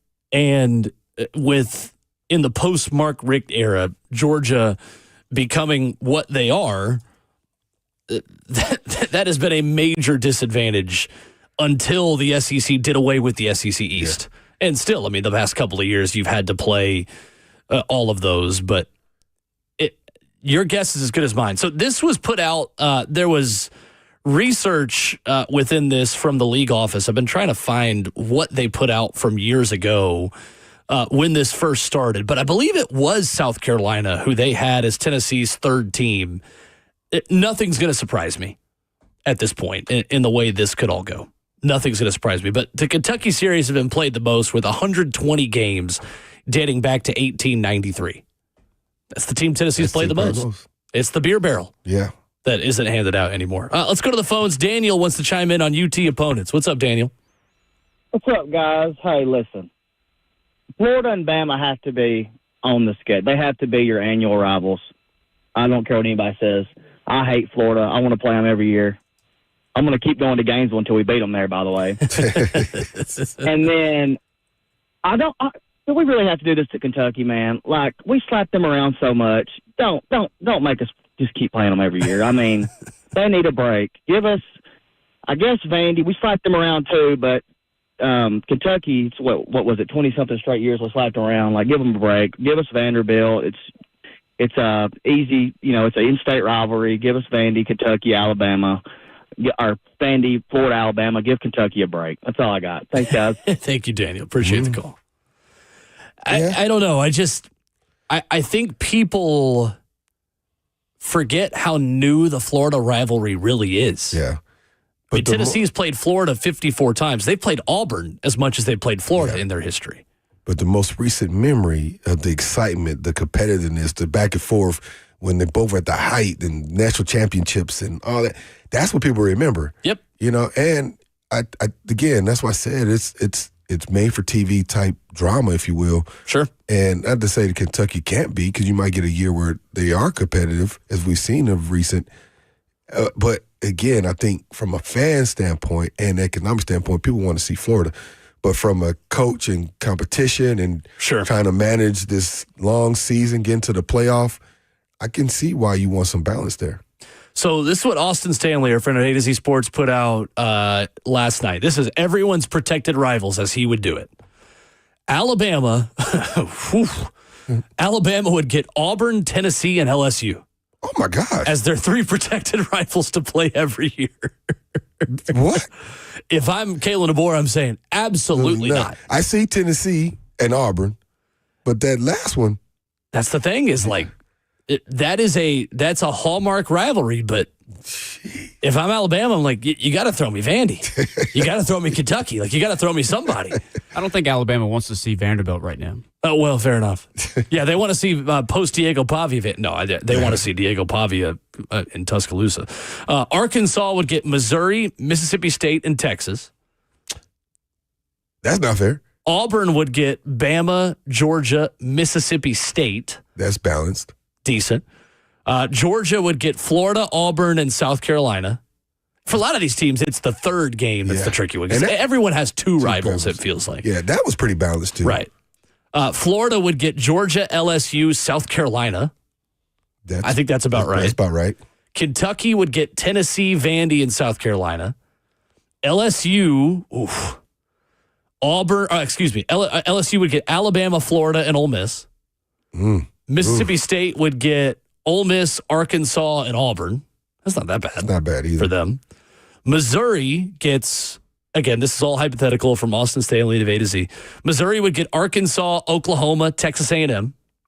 Okay, doable. Oklahoma, of course, gets Texas, Texas A&M, and Missouri. So old school Big 12 rivalries there. Yeah. Ole Miss would get Mississippi State, LSU, and Vandy. Easy. Yep. That one's a shoe-in. South Carolina would get Georgia, Kentucky, and Florida. Texas would get Arkansas, Oklahoma, and A&M. A&M would get Oklahoma, Texas, Missouri. Vanderbilt would get Tennessee, Ole Miss, and Kentucky. And then, of course, Tennessee, Vandy, Alabama, Kentucky. Yeah. The only one that really comes out of that, hating it, is got to be Alabama. For sure. Having to play Auburn, Tennessee, and LSU every year. Ooh. For sure. Crazy. I mean, but that's for him to go to that work and do that. That's actually pretty good. Yeah, I think that's a solid list. Yeah, for the most part, I'm with all those. But that Alabama one, woo. So, it was Pat Smith who put this out. Pat Smith Radio on Twitter, co-host of 3-Man Front in Birmingham. Yeah. Similar list, but in what the league office put out and kind of started the conversation with years ago, South Carolina would have been Tennessee's third opponent in that case. And in the same vein, Alabama would have had Auburn, LSU, Tennessee. Wow. Everybody hates Alabama. If everybody didn't hate you guys, then you wouldn't have to play all the big rivals. 615-737-1045. We can take more of your phone calls on that. Plus, when we come back, what is the biggest thing that we know about this Tennessee Titans team? We'll talk about it next.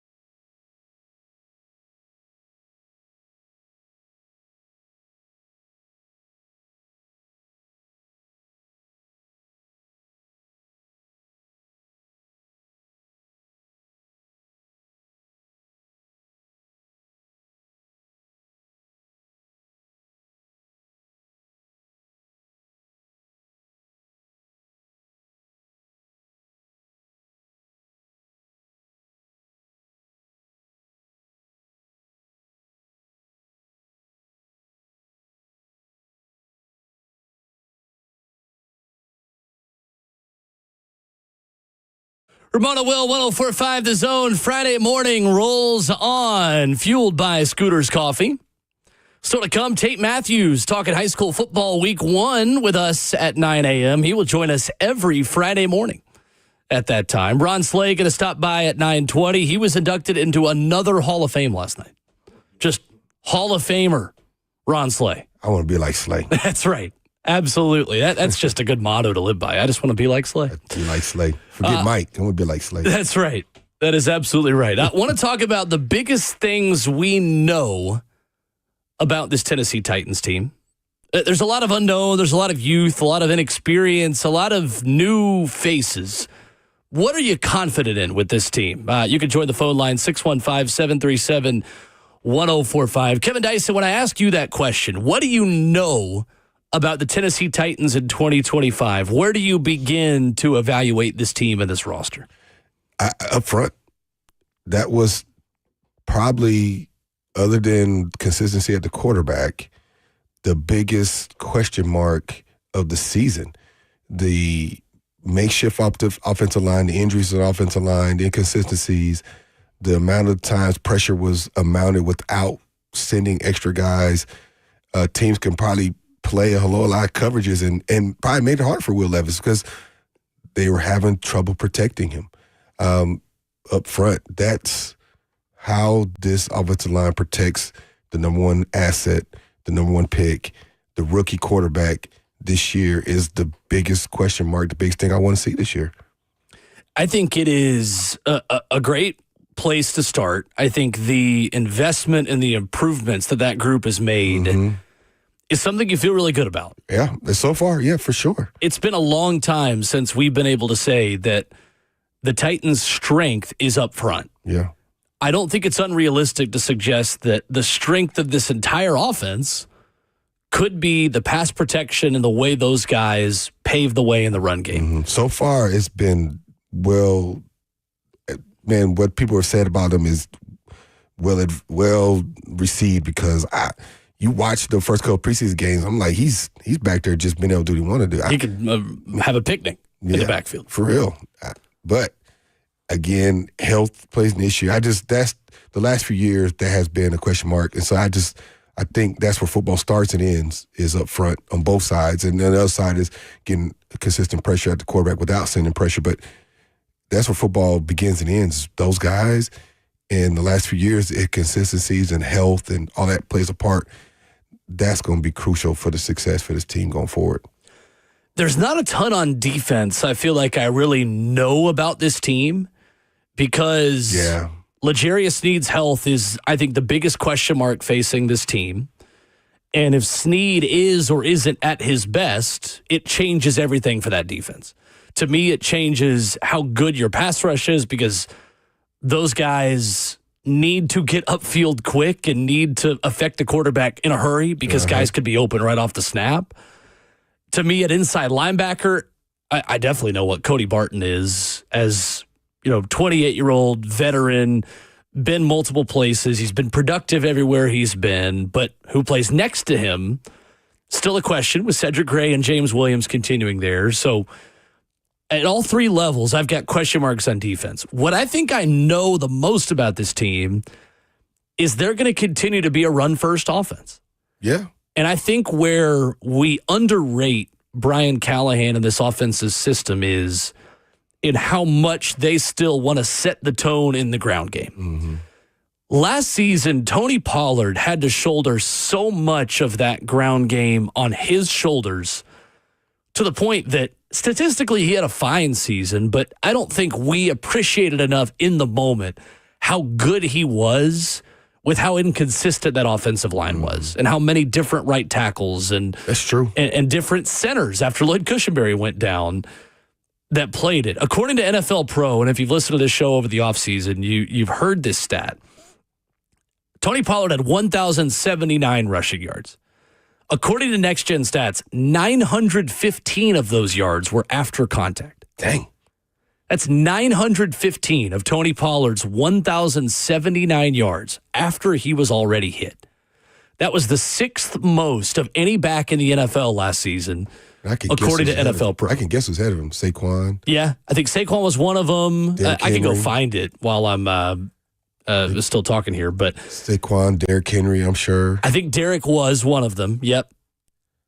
But I think just as a whole, yes, we've talked about how the offensive line helps Cam Ward, and rightfully so. Cam is the most valuable asset that this team has for the present and for the future. And Cam becoming a dude is the number one objective of this season. Improve and develop your QB1 of the future.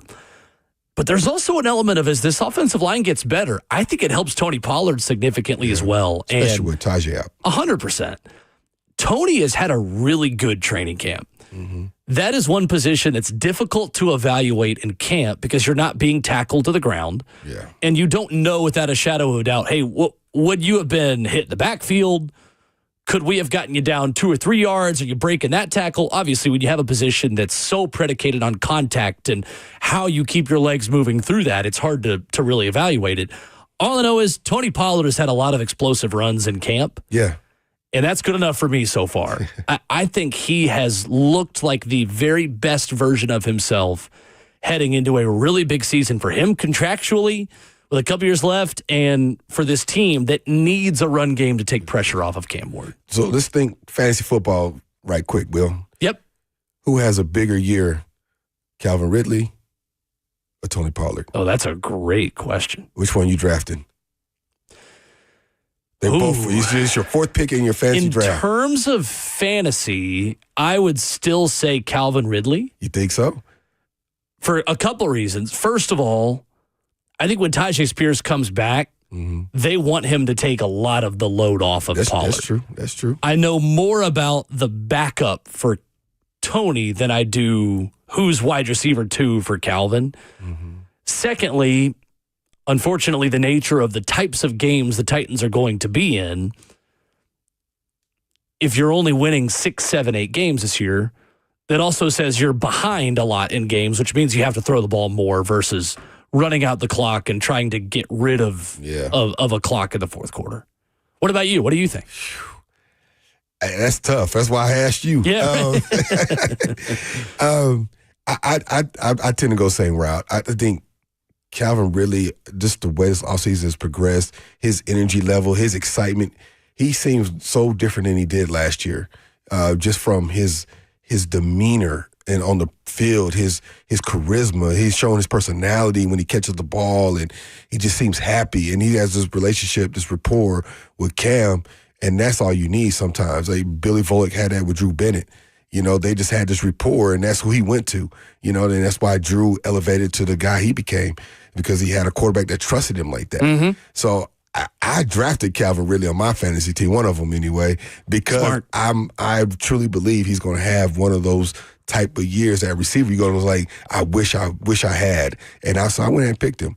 But I do like what you talk about with Tony Pollard, because quiet as kept, he did have a very productive year last year. Totally. He was one of the top leading rushers in AFC last year, aside from, of course, Derrick Henry and a few others. But he had a pretty decent year, and he was banged up a lot of that too.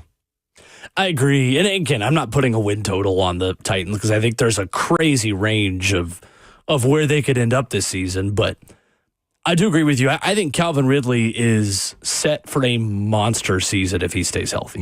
Monster season. And I don't think that's unrealistic based on what we've seen so far throughout camp from him. Calvin, 64 catches, 1,017 yards last year. Both of them 1,000-yarders. Yep. 6th Titan with 1,000 yards in his first year with the team in franchise history last season. The 9th player in NFL history with a 1,000-yard season for 3 different teams. Dang. He has been so consistent over the course of his career. I totally agree. I've always liked him as a route runner, even in college. The Alabama guys can run routes, but no doubt. So I've always liked him from that aspect of it. And again, I think he's had some quarterback consistency issues with him, not just here, but his other spots. So to him, this rapport he seems to have with Cam, I think he's just like a kid in a candy store right now. Like, I got my guy. You know, it's just as much as the quarterback says, I got my guy, he's doing the same thing. I got my guy, you know. So I'm excited for him. What do we know about this Titans team? Your thoughts at 615-737-1045. We start with Joey up next. Hey, Joey. What's up, Dr. Smooth? Good to hear from you again. Will, as usual, brother. Thank you, sir. So there's three things, and I'm going to make these more player-specific than team in general. So the first one, Big Jeff is going to lead and do Big Jeff things, as he always does since we've drafted him. The second one, Sweat, he is becoming a leader, and he's going to build on last year and be better than that last year. And then the third thing is Cushenberry is back centering, and he's going to anchor that offensive line and be a better leader there to help get them into the positions to help the backfield and our quarterback and to allow Cam to succeed. Yeah. I like it. Thank you, Joey. I love all those things. I do too. And the point about Sweat, we were saying it last year. I think everybody on every show was talking about he is the greatest compliment to Big Jeff that I think he's had in a long time. And he could be a Pro Bowl, all-pro type player, especially next to Jeff. And how much does it help Jeff if Sweat's going to take on some of these double teams? And you one-on-one with Big Jeff? According to stats, he was double-teamed more than Jeff was last year. See? I mean, man, Big Jeff loves that guy. Mm-hmm. And I think he's primed to take another step, man. And the memory reports on him was his work ethic and he can get out of shape. Sure. He didn't show none of that last year. None of that. And there was none of that conversation with him so far this year. I'm just excited to see what this young fella can do. Let's go to Tucker up next on the phones with us. Hey, Tucker. What up, guys? Just had a quick question about the waiver claims. So that I know it's so important this offseason. I was just wondering, are there any players that y'all see that the Titans are going to pick up off of waivers? Like, I know defense is going to be a big emphasis with either that be quarterback, linebacker, edge, possibly. So I didn't know if y'all seen any players around on the waivers that the Titans might be picking up soon. Yeah, thank you, Tucker. Appreciate the call. I mentioned one the other day who's going to be here tonight, actually, at running back. If Tajay Spears is not available to start the season, Nashville's own Ty Chandler, playing for the Vikings tonight, I think is the type of running back you could see the team add. That way, that would be a nice addition. Julius Chestnut or Khalil Mullings can be their own role and not have to be RB2. Yeah. That was just a name just because we were talking about him because he's local and it's, the Vikings playing tonight. There's not a name specifically. I mean, other than Jake Browning in Cincinnati, if he were to officially lose the QB2 battle with Desmond Ridder there, I think that's maybe someone you'd be interested in, but Jake Browning was lights out. I would say he played well in week 2. Yeah, the preseason. He struggled week 1, but he was really good last week. And he did well filling as a starter a few times too. He did. I think edge rusher is the place to look there. I think edge rusher and inside linebacker are the two spots where you're going to see, not maybe, you are going to see them add inside linebacker and edge rusher help on waivers. Are you thinking more from a starter's perspective, adding one of the other or both? That's a good question. I think depending on the position, I mean, you feel comfortable with who your top 3 inside linebackers are. Yeah, that's what I said. In Cody Barton, James Williams, Cedric Grace. I don't think you're looking to replace any of those guys. I think you need a 4th one. Yeah. Brian Asamoah being in there, Blake Lynch being a special teamer, Amari Burney, Curtis Jacobs, question marks there. And at edge, I mean, at edge, I think there's room for someone that's going to play a lot of football to be added to this team who's not currently on it. Yeah, and I think there's going to be a guy that they're going to do, again, I always talk about the economics, right? Mm-hmm. There's going to be a guy where he's making, I'll just throw a number out there, $10 million compared to this guy who's younger and he makes $800,000 or $1 million. Sure. And we need this space for this. So there's going to be some economic cuts is what we call them, economic cuts. Sure. That Titans be like, man, this guy, he got a little bit of tank. He might just be a situational guy, a third down guy, a obvious passing down guy. And if that's what you get and he's a double-digit sack guy, that's a win. Mm-hmm. Totally. So we'll see. I think the edge stuff is interesting to me because I still just think that's the biggest need that this team has overall. Yeah. They need pass rush help in a big way. Yeah, from the edges. Really big way.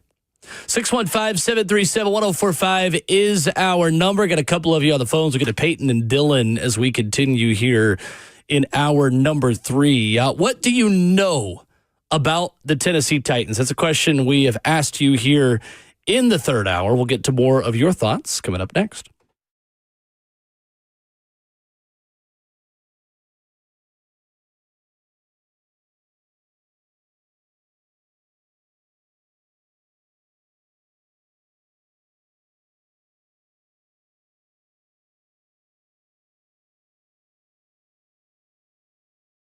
Are you trapped in a high-rate mortgage watching your hard-earned money vanish every month? Stop.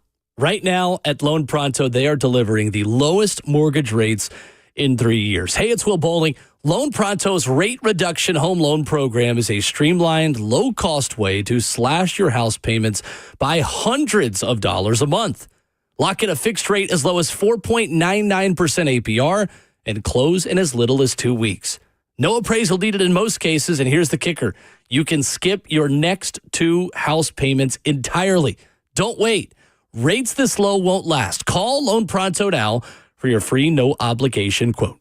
Loan Pronto is amazing. Just imagine lower payments, more money in your pocket, and a fresh start with a better mortgage. Call 615-499-5780 or visit loanpronto.com to lock in your new low rate and skip those next 2 payments.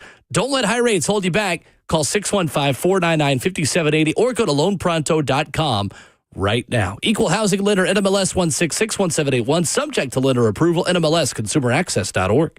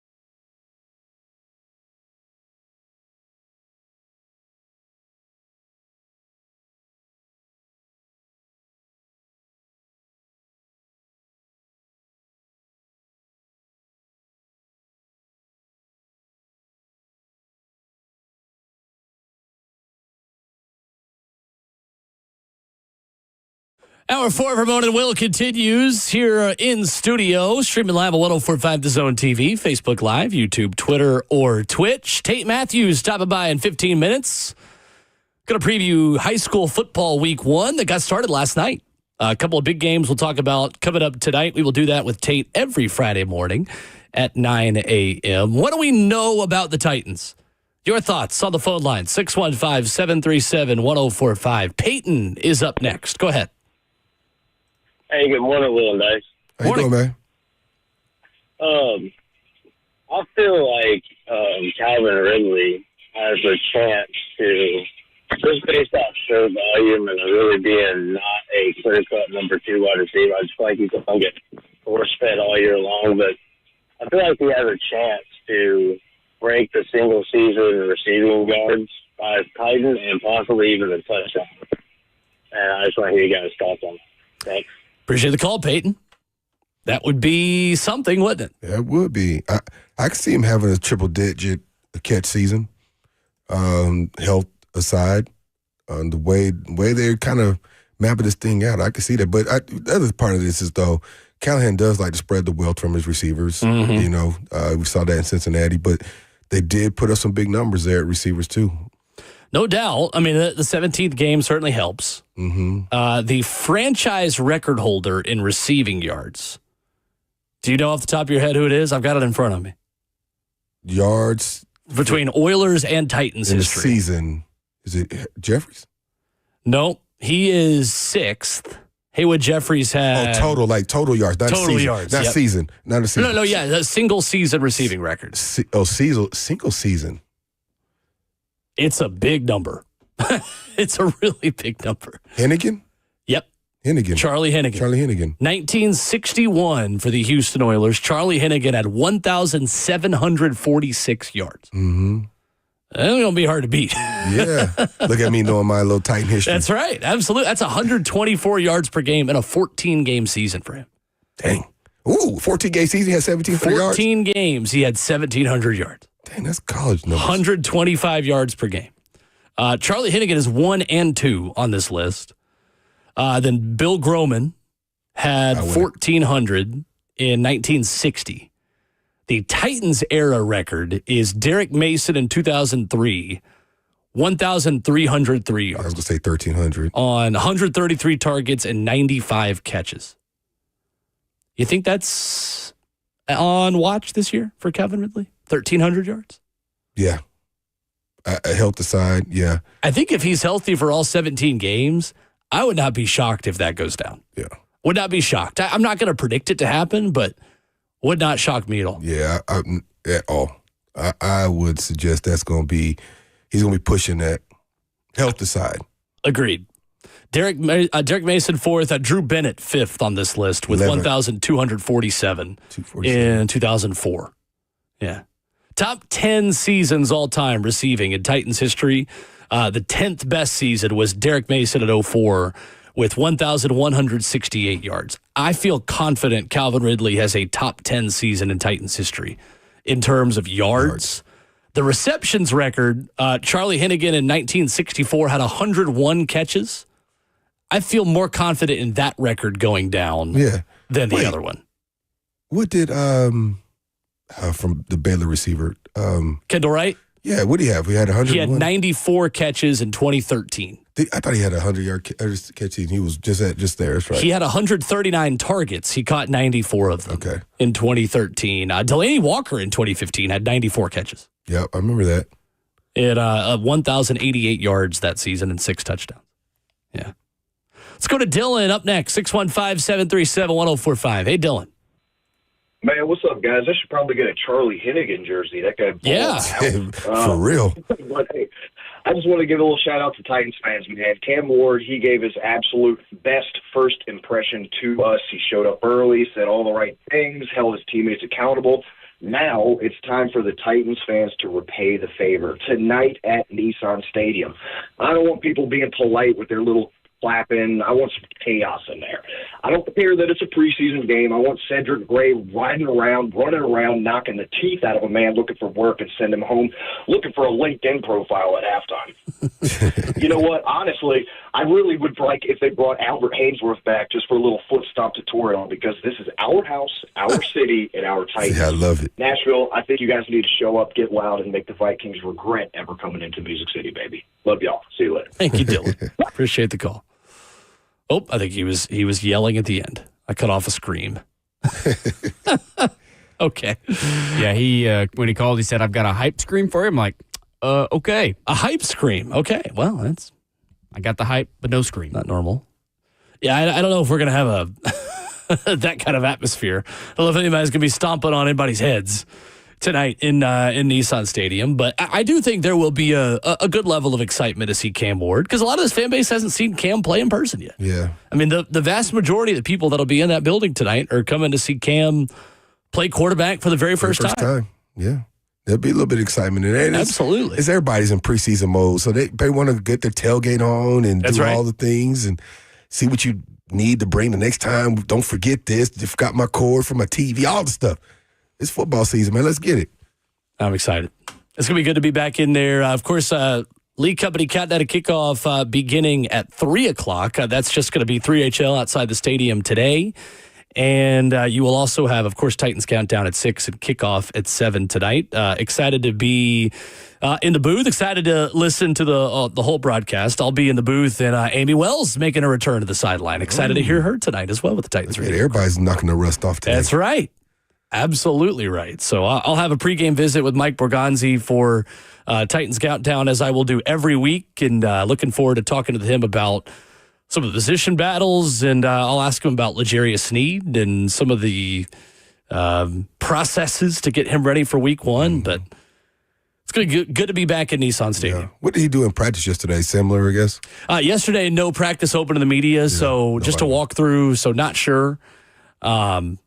He looked good on Wednesday. Yeah. I mean, he didn't do any team stuff, just individual, but he looked like L'Jarius Sneed. Been good. All right. We need him. Yeah. No doubt.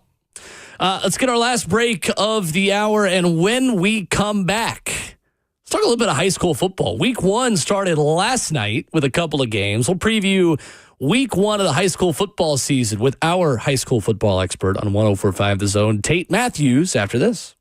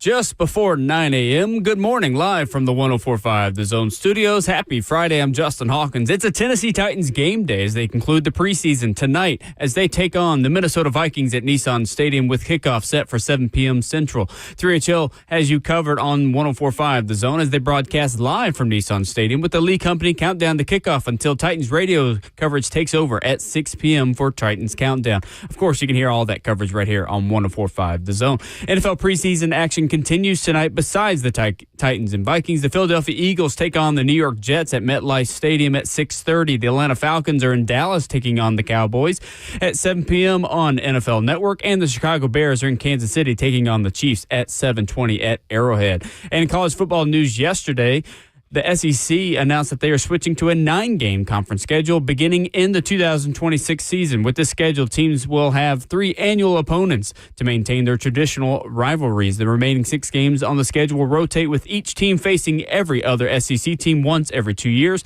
And now required SEC teams are to schedule 1 high-quality non-conference game in each season against a team from the ACC, Big Ten, or Big 12, or Notre Dame. For all your foundation repair and waterproofing needs, you got to go to USSTN.com. Breaking news at once on your home for the Titans and Vols. This is 104.5 The Zone.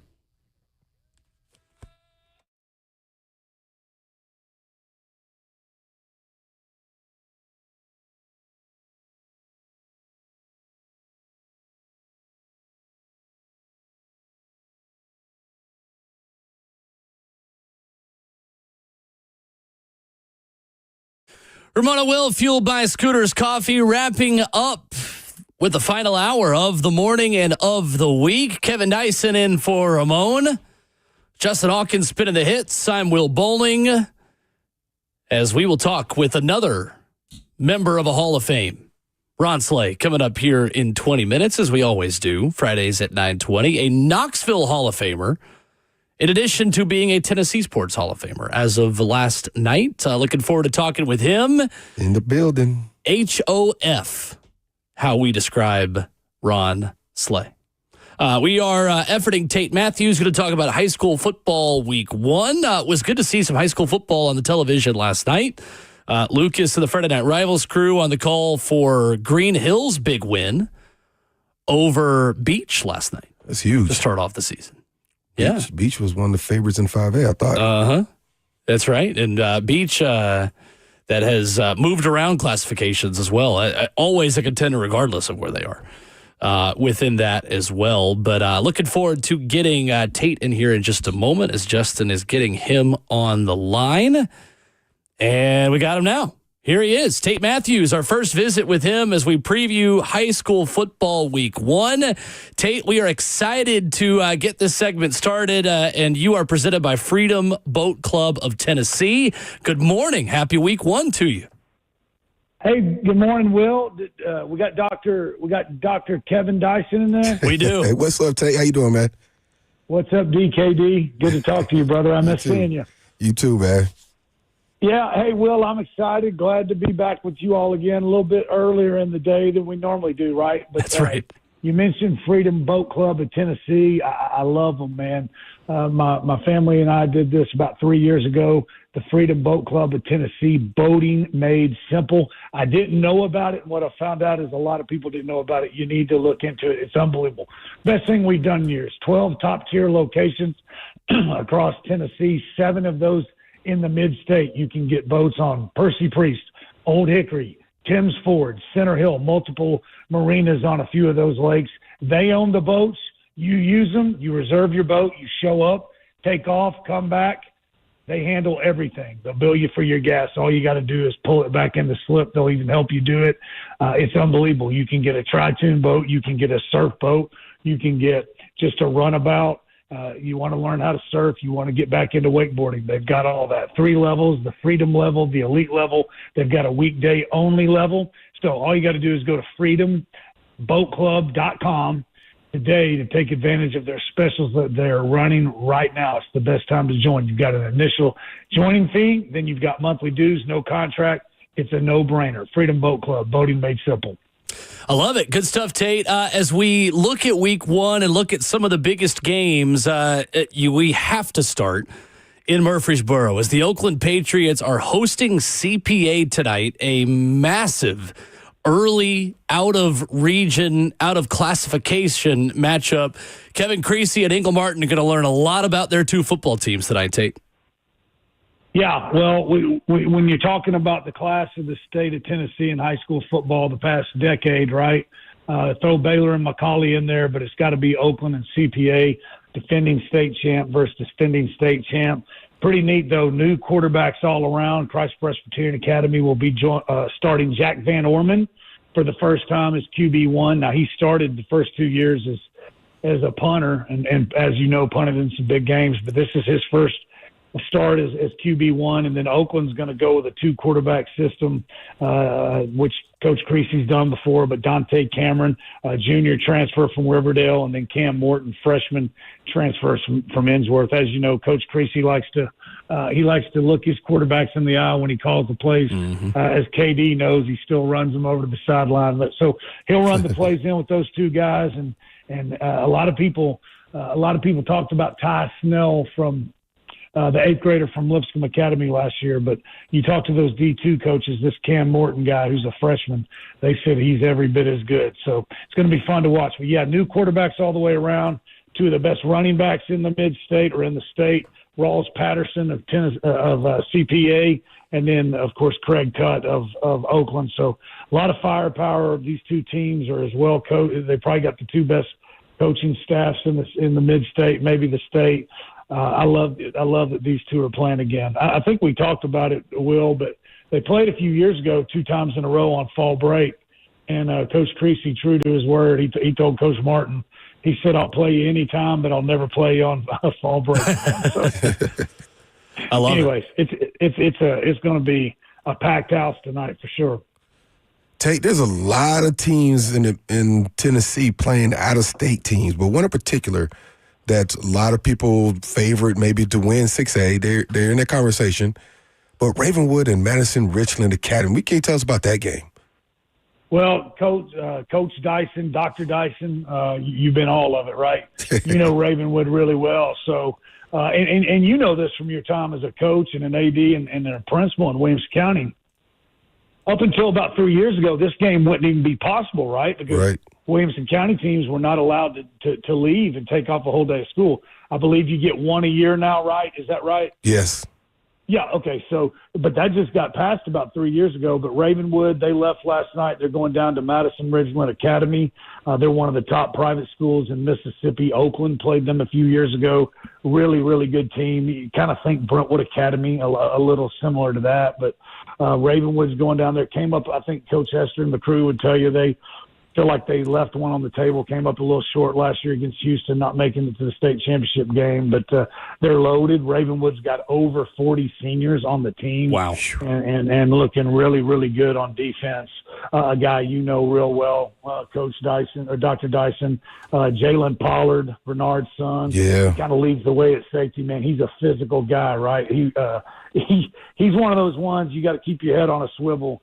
Because he sets the tone. He will strike you from the safety position, and they've got their leading tackler in Matthew Anderson back. But what's going to be fun to watch, Danny Brown, the defensive lineman transfer from Lipscomb Academy. He's a problem. He causes a matchup problem on the D line that Ravenwood didn't have. So as loaded as Ravenwood is offensively, I think they're really looking for their defense to kind of lead the way in this game. Femi Babaloa and Maverick Chance will be back as the two quarterback system.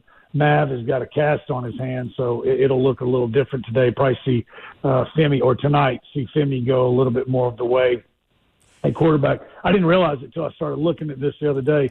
Femi had 14 total touchdowns last year. Maverick had 22, 36 between the two of them. Wow. 16 of Mavericks were running the ball. So I'm sure you'll see him maybe down on the goal line, but Femi will go most of the way. Pretty cool little side note.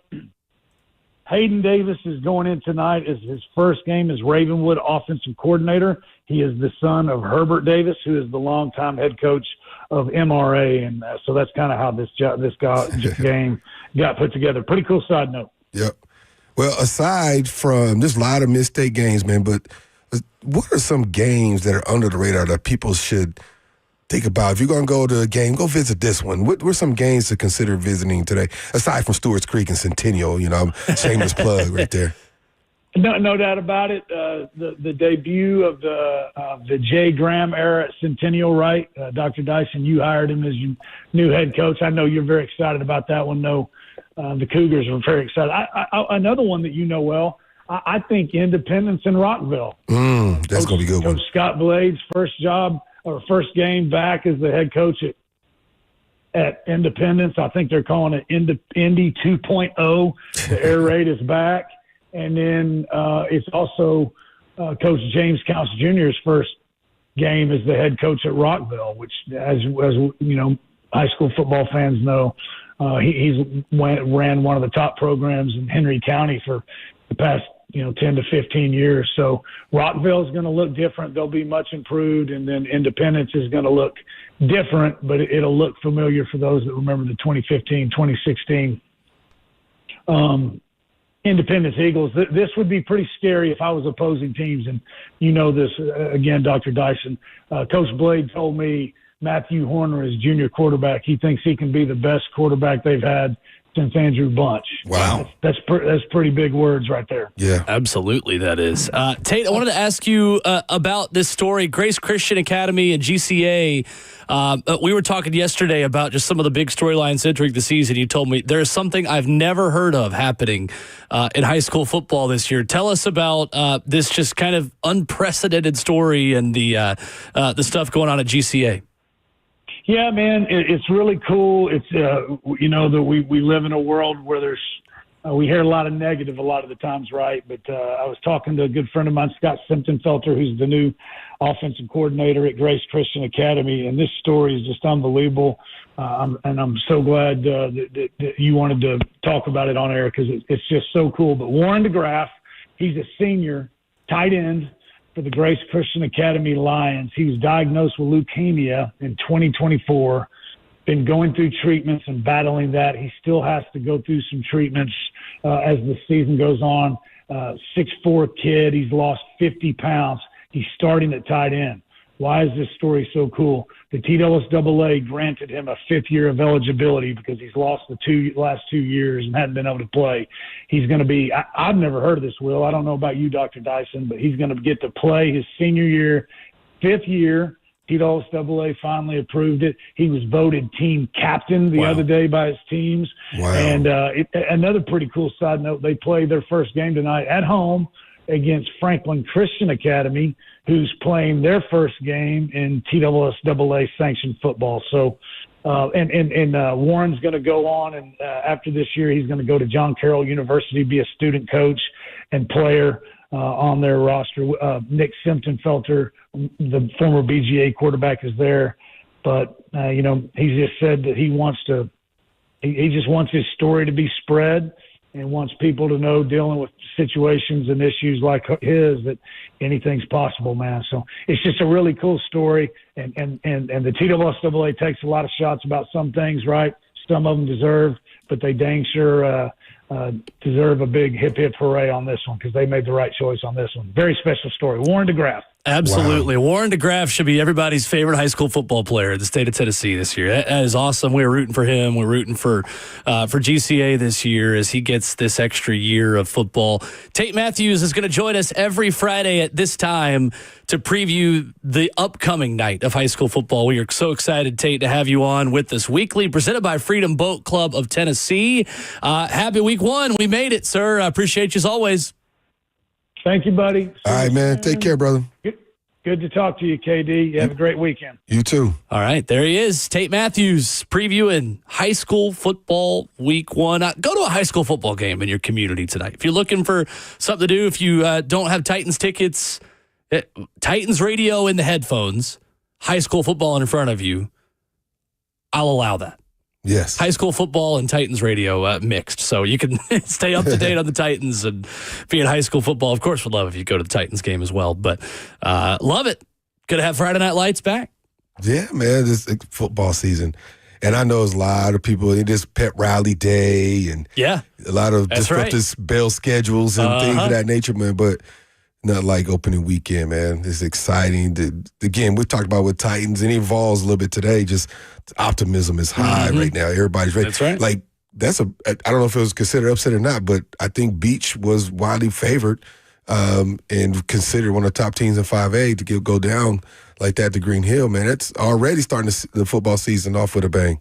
Absolutely right. Green Hill has quickly turned into a powerhouse with Coach Josh Crouch. So, again, if you missed, we talked about this a few weeks ago, there is no 104.5 The Zone high school football game of the week this season. So, we will have Williamson County Power Hour, our new friends from that program. We're going to be on 9 to 11 every Friday night here on The Zone. Of course, tonight we'll have Titans radio coverage, so that'll start in the coming weeks. But a little bittersweet for me not being at a high school football game tonight. Excited to be with Titans Radio. Excited to do some new things this fall, but I'm going to miss it. It's going to feel weird having Friday nights free this year. So that is high school football week 1. We appreciate Tate, and we're excited to have him on every week.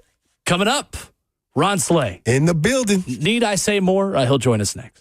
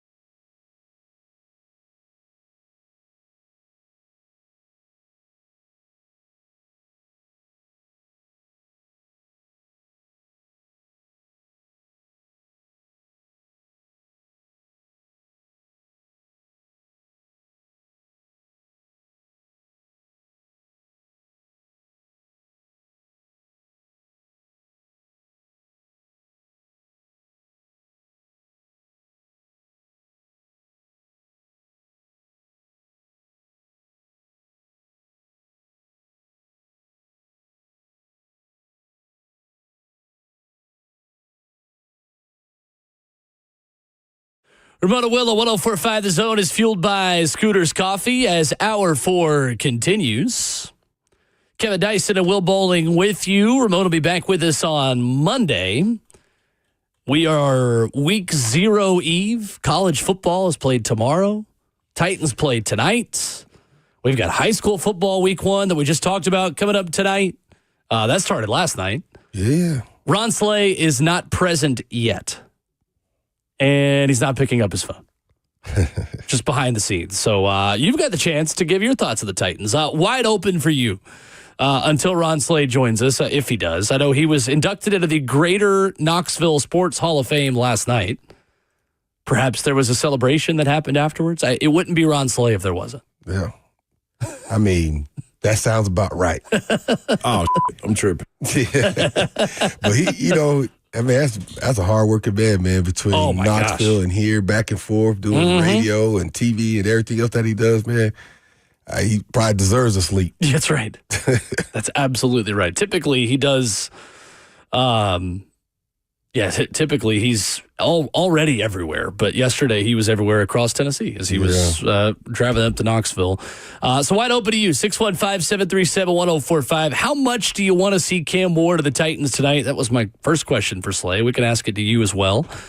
In the F&M Big Chat, Facebook Live, YouTube, Twitter, or Twitch. Dr. Dyson, we've talked about this morning, and it weighed the positives and negatives, right? Because I would not expect J.C. Latham to play, considering he's missed a couple days of practice. I wouldn't expect Calvin Ridley to be out there either. Considering the fact that you're likely going to have at least one backup lineman at tackle, does that change the amount of Cam Ward that you want to see tonight in a Titans jersey? Depending on what happens that first drop back and if that backup tackle, then it's like, let's go ahead and get the young fella out. I really think, but I think you also got to build some trust in those young linemen because you never know when you might need them, right? You hope that no injuries happen, but this is sport. Regardless of football, whatever, it's a sport. Injuries happen. And you don't know where those injuries are going to occur and when it's going to be detrimental to your progress, your team. So you, as a backup, knowing that the prize is behind you, you like to see the effort translate to we got to protect the asset. But to me, as soon as he takes an unnecessary hit, then we got to go ahead and make a move, to get him out. Right. I don't know if it'll make a big difference because Kevin Zeitler hasn't played at right guard either. So they've had really the 2 out of their 5 starting linemen have been backups. Yeah. To start the year. Corey Levin's been at center. You've seen a couple of guys start at right guard without Zeitler out there. You've seen Andrew Rupsich really be that guy so far. So it hasn't changed a lot of what we've seen from Cam so far, but maybe it does tonight with tackle being an even more important pass protecting position. We are joined now by Ron Slay, who is awake, who is with us, who is not only now a Tennessee Sports Hall of Famer, but a Greater Knoxville Sports Hall of Famer. What's up, Slay? How are you? Man, what's happening, man? Man, let me correct it though. I was just a speaker. I was the guest speaker, the keynote speaker last night. So, okay. I ain't been inducted. It felt like it. You know what I mean? All the love and everything. So I take it as you get the honorary graduate to come speak when you know what I mean. That's what I'm taking it as, an honorary Hall of Famer right now. Okay. So. All right. I saw Rick Russo's interview with you last night on Twitter. I was like, oh, wait a minute. Hold on a minute. How did I not know about this? How many Hall of Fames this man need to be in? That's right. Dr. Dyson, baby, what's up, man? What's going on, Slay? How you doing, brother? Man, I'm cool, man. Y'all been rocking these last 2 days too, man. I'm peeping y'all. I appreciate it. No doubt. So, Slay, how much of the Cam Ward experience do you want to see tonight? Do you risk the QB1 out there when you know you're probably not going to have J.C. Latham at tackle? What are you thinking tonight? Man, I'm cool. I'm cool with a 2 series, man. I think you got guys that can fill in. But this is the thing. I'm also with having the tone and knowing the rhythm of the game. If you the coach and you feel something weird, you know what I'm saying, like people ain't blocking like they supposed to, or you know what I mean, across from a guy that's playing tackle, is somebody really, really trying to make the team, this ain't the opportunity for you. Let's wrap this thing up. We know what we have in Cam. You know what I mean? You know what you got in this offensive line. So don't disturb this. I think they've all grown together throughout camp and everything. But as a fan, come on, you know, I'm cool. I want to see a quarter. I want to see 2 quarters. You know, you want to see them get out there and sling it with guys. Yeah. But the main thing, man, when you lack in depth, especially with a number one guy like that, come on, man, we got to get to the season healthy. Totally. So, Slay, I know you got the chance to catch up on 3HL this week after practice with Cedric Gray, who has come on as strong as anybody at camp, just in a Titans jersey the past couple of weeks. What'd you take away from getting to talk with him, and how impressed were you with him watching training camp this week? Man, first of all, impressed by this young brother's mentality. You know, I think as fans, you watch the game, man, you don't necessarily get to know these guys as humans, and getting to know him as a human, getting to know like him and James Williams' relationship, like that's different. Like they're both pushing each other. Like we rave over Williams and what he's been doing, and they're really iron sharpening iron. You know what I mean? They've been friends for so long. You know what I mean? Work out together. So that was good to know. And then just his mentality, what he's expecting coming into this year. You know what I mean? Missing time, and then also feeling like he was behind the 8 ball. Him being healthy, like it's different. It's like you always got something to prove, but he got like an extra motivation. And I thought one of the best things was playing alongside Cody Barton. He feels like he was saying he feels like you get to play a little bit more free and do some things that are advantageous to what he likes to do, and that's one, blitzing and blowing up anybody in the backfield. Like anybody that's back there blocking, running back. They put a wide receiver in motion, whatever they do, tight end, you better bring your lunch pail because he coming with bad intentions every single time. And that's good. That's good, man. That's good to know. What else? Cedric Gray, I think the game slowed down for him. I think that was one of the biggest things. The game's starting to slow down for him. As much as he said he was in the film room, that's kind of what you expect, but you always got to be able to transition that film room to the field of play. And he's been able to do that, and you kind of see the results of it. Slade, man, the narrative is shifted a little bit, in my opinion. It's more of, hey, we're building something here. So almost like, hey, be patient while we build this here. So with that in mind, what is a few things that you would like to see happen this season to say, okay, we're heading in that right direction? Yeah, man, I think one, the rhythm. The rhythm, man. Like getting out there, it's one thing to come in the game saying we're going to play fast and do this, but, man, if you can get guys moving at the same rhythm. I'm all right with a couple of penalties here and there, but that breaks the rhythm. You know what I'm saying? Like this, if you building something, it's time for everybody to grow together. You know you got a number one guy quarterback in Cam who's going to hold people accountable. You got guys like Latham that have done the work in the offseason. Skoronski's, who's a silent killer, has been doing his work. Dan Moore, and I'm speaking about the offense in particular because that was the problem, scoring 18 points a game. You know, so if you can get a rhythm with those guys step up and kind of fall into their place and understand how comfortable they are and knowing who they are, I think that's gonna make a big difference. So then and the next part would see these young guys be able to take a step, learn from these vets, knowing that, man, you next up. Like, you ain't far from the knock on the door and getting your name called. So you got to watch a Calvin Ridley. You got to watch a Lockett, man. That's, Dice, like that's prime real estate to be sitting there watching a vet do they work like that up close and personal, and you get reps. Yeah. So get guys like Ayamana and DK, all of these guys with opportunities, Oliver. Like, this is, man, I keep saying, for some reason it looks like the Titans is the land of opportunity. So you get here, you don't really get that opportunity everywhere else because veterans are in that spot. You got ones, and then you come in as a 2, you battling for that 2 spot. You actually have a spot at the 1 that you can go get and get some time, and you got a coach that's cool with the quarterback throwing it. So, I mean, like, get your rhythm down, man. Get your confidence up and go out there and play efficient. That's the biggest thing for me, man. Like, and then as a fan, trying our best not to look at the standings. That's gonna be that's gonna be huge. That's gonna be so difficult. You know what I'm saying? But if you can go through the games and knowing that where your depth is and you are building, is not necessarily it shouldn't be based on what the scoreboard is. And of course, we're not trying to go out there and get blown out or anything, but if you build in something, man, you know where you are in the league. We know where we were coming in. Just keep that in mind. Keep that in mind. Don't get any false expectations, because if we jump out the gate 2-0, it's playoffs. No, that ain't it. So rhythm, accountability, and then trying to build confidence with this young core. So, we talk about some of the big names, Cam Ward, Ridley, and all of them. Who is a player that not getting a whole lot of conversation that can have a big impact this year, you feel?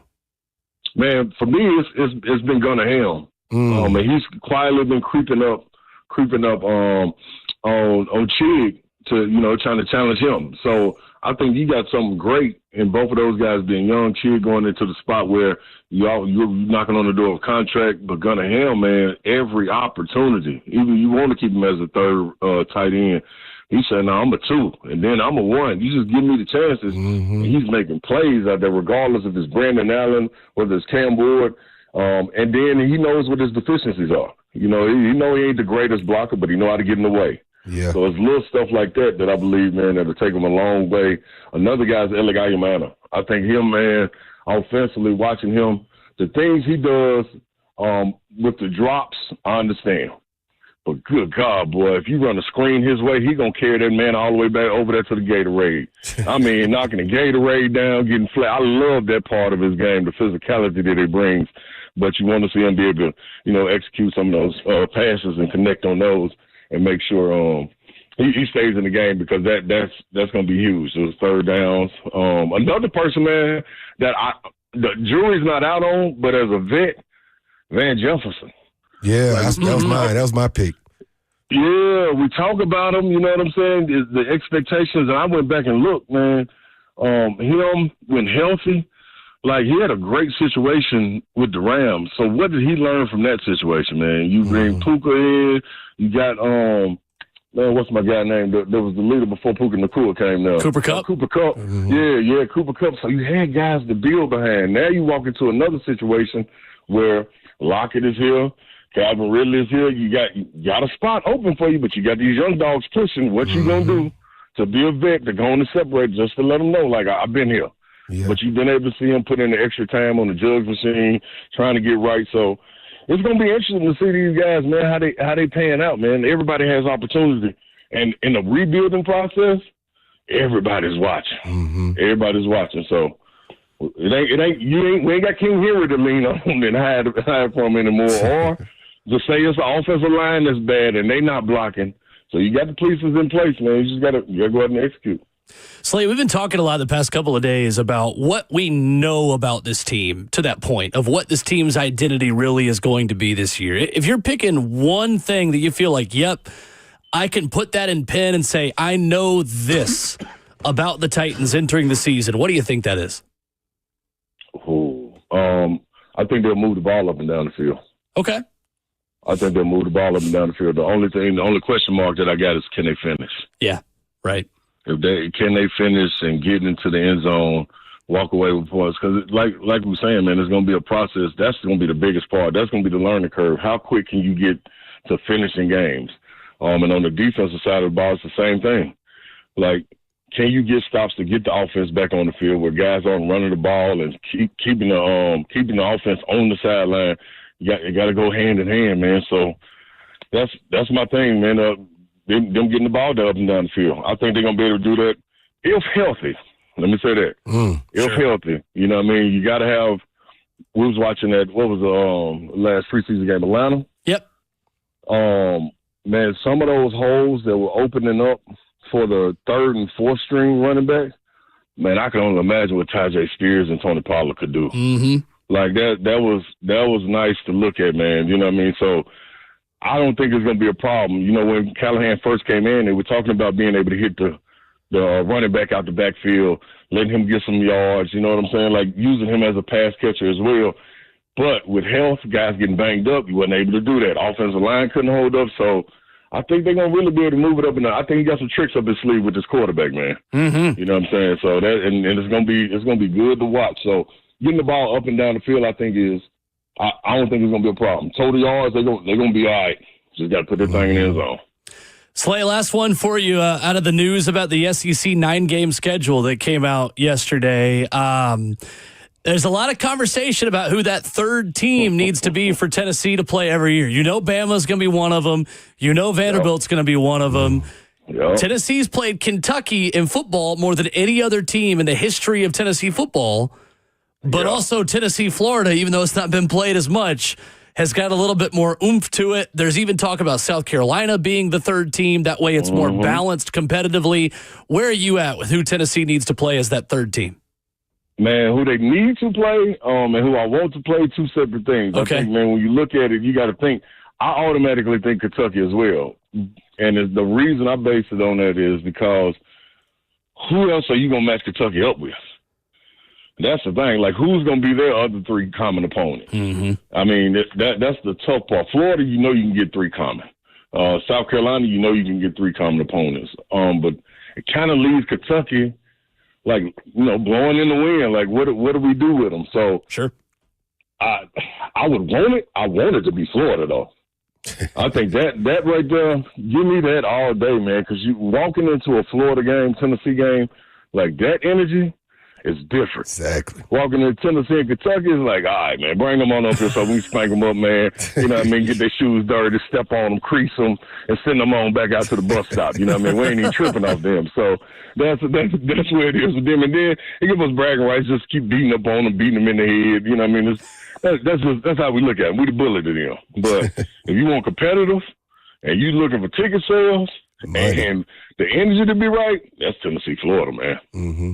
I'm with you. Yep. That makes sense. That's what I said. Yep. Ron Slade joins us Fridays at 9:20, 3HL 3 to 6. 3HL is the lead company countdown to kickoff tonight as the Titans host the Vikings. Pleasure as always, Slade. Appreciate you. Good to see you. Man, Appreciate you, no doubt, man. Let me give a shout out real quick, man, to my folks, the Boys and Girls Club, man. They the ones that brought me up to speak last night at the Greater Knoxville Hall of Fame. So that was real dope, man. If you got an opportunity to get out there, reach out, spend some time. Your time is priceless to go by Boys and Girls Club Center to talk to these kids, whether it's 2 or 3 minutes, you know what I mean, out of a month. I promise you, it's very impactful. So that's just my TED Talk. I love it. Good stuff. Thank you, Slay. Appreciate you, Slay. There's Ron Slay with us here this morning. Tennessee Sports Hall of Famer, Ron Slay. To that point about the SEC schedule stuff, the thing that I do love is the fact that you will play every team in the SEC home and away in a 4-year span. That's true. So I love that students have the ability to go to every SEC stadium by the time they graduate high school. I'm going to graduate college. Because when I was at Tennessee, I finally got to go to Baton Rouge in 2022 when Tennessee whooped up on LSU down there with Hendon Hooker. But Tennessee had not played in Baton Rouge. I want to say it was from 2010 until 2022. It had been 12 years since Tennessee had gone to Baton Rouge. That's crazy to think about. I know. And you should be able to go see other campuses and see friends go other places. And like, that is one area where I think finally the SEC is doing what's right for the fans, and college football benefits the fans. It usually doesn't, but that is that is a big positive that they're going to be able to do. Yeah. And again, we talked about earlier, my aspect is if you go the economic route, you go Florida. I just think it's the most recent of the memory of the rivalries and the excitement that comes with that Florida-Tennessee rivalry. It's not the same energy. No. As, I'm using Slay's word. Right. With the Kentucky one, even though it's the most long-standing. Right. It doesn't have the same appeal, the same energy, unless you catch Kentucky on one of those years. But it's always going to be like that with Florida right now. Taylor on YouTube says, you're way too confident that Tennessee Bama will remain. No, I'm not. There is a 100% chance. That's 100% that chance. Tennessee Alabama is going to continue being played. That's one of the best rivalries in college football. Yeah, they're keeping that one. They would get rid of Bama LSU before they would get rid of Bama Tennessee. Yeah. 100% chance. Nick Saban last year called it his favorite rivalry that Alabama played. Yeah. He was like, I know people like the Iron Bowl, but like in terms of the history of college football, traditionally, that for a long time, that's the two best programs of the SEC, Tennessee and Alabama, with Alabama being the best, obviously, but we'll see. 615-737-1045. Final call for phone calls. A couple of you on hold we'll get to as we wrap up the show coming up next.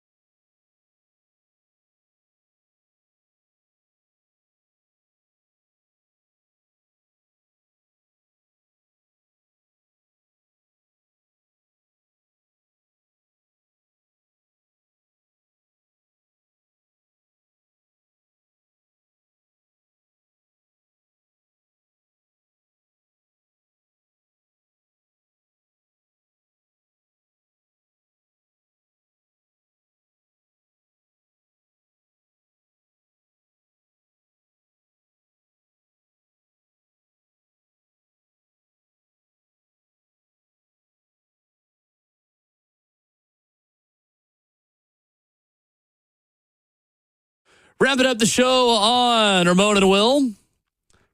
Dr. Dyson hanging out with us for one final segment. Appreciate you these last 2 days. Been a good time. Yeah, man, I had a good time, man. Man, appreciate y'all having me. Anytime.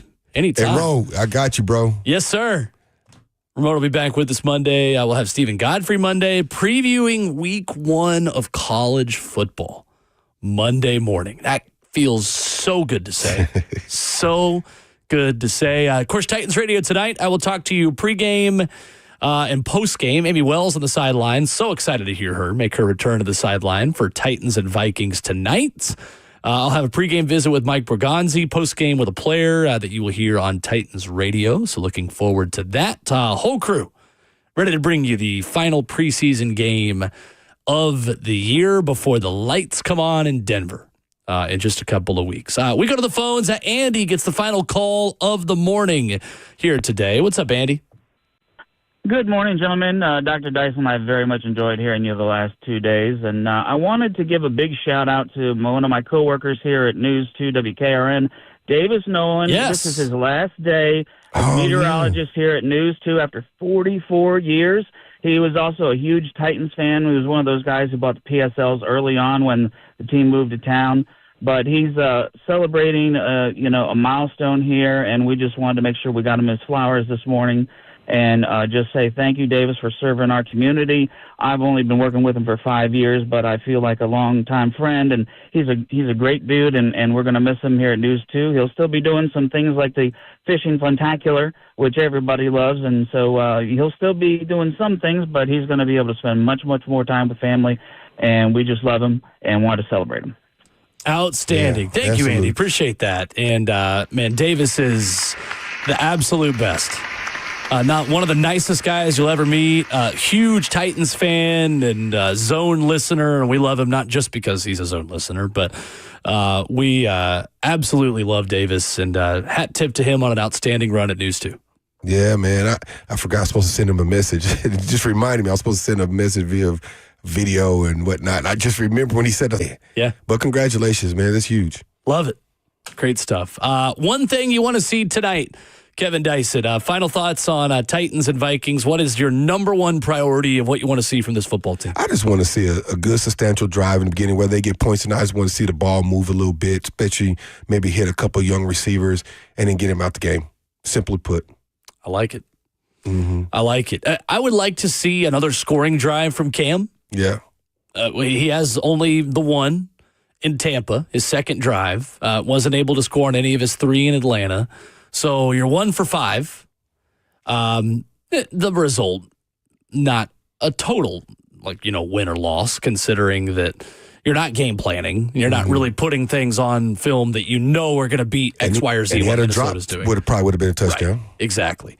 I think for me, it is just more chemistry and cohesion with the young receivers. I'd like to see him and Elikai Manor, him and Chimere DK, and Bryce Oliver. I want to see the young guys continue to get reps with Cam. I want to see some separation on the defensive line and at linebacker. Somebody outside of the main guys. We know on the defensive line, obviously what you have in Jeff and Sweat, and I think James Lynch has had a terrific preseason in camp. Carlos Watkins is someone that's certainly in the mix there, but one of the young guys, I don't know if Isaiah Rakes will be back. We'll see. But I think it is going to be really most about tune-up for veterans, get them out, keep them healthy, and then let's see Tuesday who is available on other rosters that can be added. Yeah, be added. Yep. Yeah. I like it. I definitely like, especially finding somebody that just stands out with that pass rush. Mm-hmm. Just somebody just like, here I am. I got you, Yep. And we'll see. Kevin Dyson with us the last 2 days. Appreciate you, sir. Enjoyed it. Man, appreciate it. I enjoyed it as well. Thank you, bro. Titans Talk Back will be on as well, of course, after Titans Radio postgame tonight. Lots to discuss, of course, as the Titans finish up preseason tonight against the Minnesota Vikings. We'll be there to recap it with you Monday morning right here on Ramon and Will.